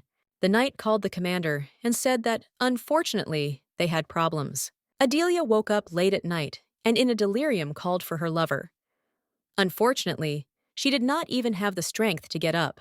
The maid looked at the young lady and said that the commander was not here. The young lady looked at the maid in surprise and asked how she should address her. The maid looked closely at the young lady and said that her name was Jessie. Jessie said, "Young lady, it was time for the procedures." But unfortunately, the young lady did not wake up, and so she came to her room. Adelia looked intently at the maid and asked if she knew where the commander was now. Jessie looked at her intently and said that it was obvious that he was in the middle of a war. Adelia stood frozen in shock. She was in shock that the commander had gone to battle. She sighed heavily and said that she understood everything. The maid looked at the lady intently and asked if she knew the commander had never been mortally wounded. She said that, of course, it was a battle he couldn't avoid minor injuries. Jessie said that at least there was never a situation where he was between life and death. She said that she never saw him naked, but she was sure that the young lady knew about it. She told the young lady that she was worried about him in her mind, because no matter how stingy the commander was with his emotions, he didn't want to see her like this now. She looked closely at the young lady and said that the commander protected her more than anything else in the world. The young lady in turn knew this very well, since in his past life, he drank poison and died instantly, but she remained alive, since she did not know what kind of poison it was and how she was poisoned by it. She knew that she would have to resolve this issue. She knew perfectly well that if she sat still and was nervous, it would not change anything. She knew that she had to do everything possible before he returned. The young lady looked closely at the maid and did not tell her to call the culprits. She said she would like to know their opinion. Some time later, the young lady stood tall above the crowd of people who had previously worked at the estate. Standing before them, the young lady used her magic. She looked at everyone present and said that she denied that the land where she was born and raised belonged to Heirless. Adelia said that Gerard belongs to Elaine. Everyone present was shocked, as they did not expect to hear such a thing. The man looked at her with fury and asked how she could betray her own country. Adelia looked at everyone present and said that she was not forcing them at all. She just wanted to give them the right to choose. She said that she was the daughter of a count and wanted to ask them. She looked at everyone present and asked if they were choosing Heirless or Gerard. She stood in pitch silence, waiting for their answer. She knew perfectly well that if they united, it would help, but if they left, it wouldn't do them much harm either. But she still knew that she would be a little annoyed. She did not mean to seduce them with her speeches. Her supporters who support her. The knights slowly approached the young lady and said that they were about the Lord's gun. And knights do not ask what path the Lord chooses. They said that, for this reason, their path is hers. They said that they were born and raised in the estate, and their oath belonged to her. The knights looked at the young lady and said that they would certainly follow her. She looked at everyone present and said that those who agreed to stay with her would be strictly monitored. She said that she would test their loyalty. She looked at those present and asked if, despite this, they still wanted to be her people. They looked at her hard and said they would think they deserved it. Adelia looked at the knights and said that they were chosen. She said that she could not at all say that they would not regret their choice, but at least she would do everything possible. She looked at everyone present and said that he would not pursue them if they returned back to Heirless. The young lady thanked everyone for their hard work and said that she would also raise funds for their accommodation. She said with a smile that she was not forcing any of them. The maid looked closely at the young lady and asked if she was upset. Adelia thought for a moment and said that she didn't even know. She said that, unfortunately, he couldn't say that she wasn't upset because she had made a lot of mistakes. She said she should be kind to those who remained. Jessie said she was very interested in whether the others would join. The young lady suddenly felt awkward and did not know what to answer. But a moment later, she looked at the maid with a smile on her face. The young lady looked at us with a smile on her face and said that she had become her exclusive maid. Adelia tenderly kissed the maid's hand and asked her to be her person, not Cvon's. Jessie froze in shock, wondering if she had been bewitched. The young lady thought for a moment. She said that she might have caused the commander serious problems since she allowed them to leave. Jessie said that he would not get into trouble, for that he was a reliable person. The young lady was surprised and looked at the maid and asked if she was serious. Now Jessie looked at the young lady intently and said that she was. Jerry said that His Highness trusts Cvon very much, so she thinks so herself. Jessie said that the commander was a very insightful man, and although he left in a hurry today, he prepared diligently. The young lady looked at the maid with a smile and asked if he always prepared so carefully for everything. The maid, in turn, was very worried because she could not control her facial expression and the sparks from it. Her emotions when someone touched her, she did not understand what she felt. She looked at the young lady closely and said that she might get sick and moved the shawl over her shoulder. The young lady thanked the maid. Adelia said that she really wants Cvon V to return to her as soon as possible. Jessie froze for a moment, as it was a very touching wish. She sighed heavily, as she knew she had never been like this. The maid looked at the young lady and said that it was already late, and also wished her good night. The young lady, in turn, also wished the maid good night. As soon as the maid left, the young lady rushed to the writing desk. She slowly took the documents to read them. She looked closely at the contents of the documents. She wondered if she should go on the trip. The young man ran up to the commander and called him. The commander, in turn, told his subordinate not to fuss. Cvon looked at the assistant intently and said that he came here alone. The young man was shocked. He did not understand how the commander could tell him not to worry. He looked at the commander intently and asked how he could be so indifferent. He was worried because his commander was wandering alone during the war. Cvon sighed heavily and said that it was not that far. He said he would be there in a few hours, and in the blink of an eye, he ran away. The young man was in shock. He shouted to the commander that it was very self-confident of him. The maid approached the young man and told him to calm down. She asked him if he had ever fallen head over heels in love. The young man, in turn, was breathing heavily, as he was very frightened by Jessie's unexpected appearance. He sighed heavily and said that being a deputy commander was not easy, actually. She looked at him intently and said that if he had nothing better to do, he could leave. He looked at her in surprise and asked what she was talking about. She sighed heavily and said that she would only have to take care of his stupid clothes. The young man looked at her timidly and said that she still worked very hard. She knew it better than anyone she knew that she had to try to get what she didn't have. She looked after him intently, but said nothing. Cvon slowly moved the young lady to the bed.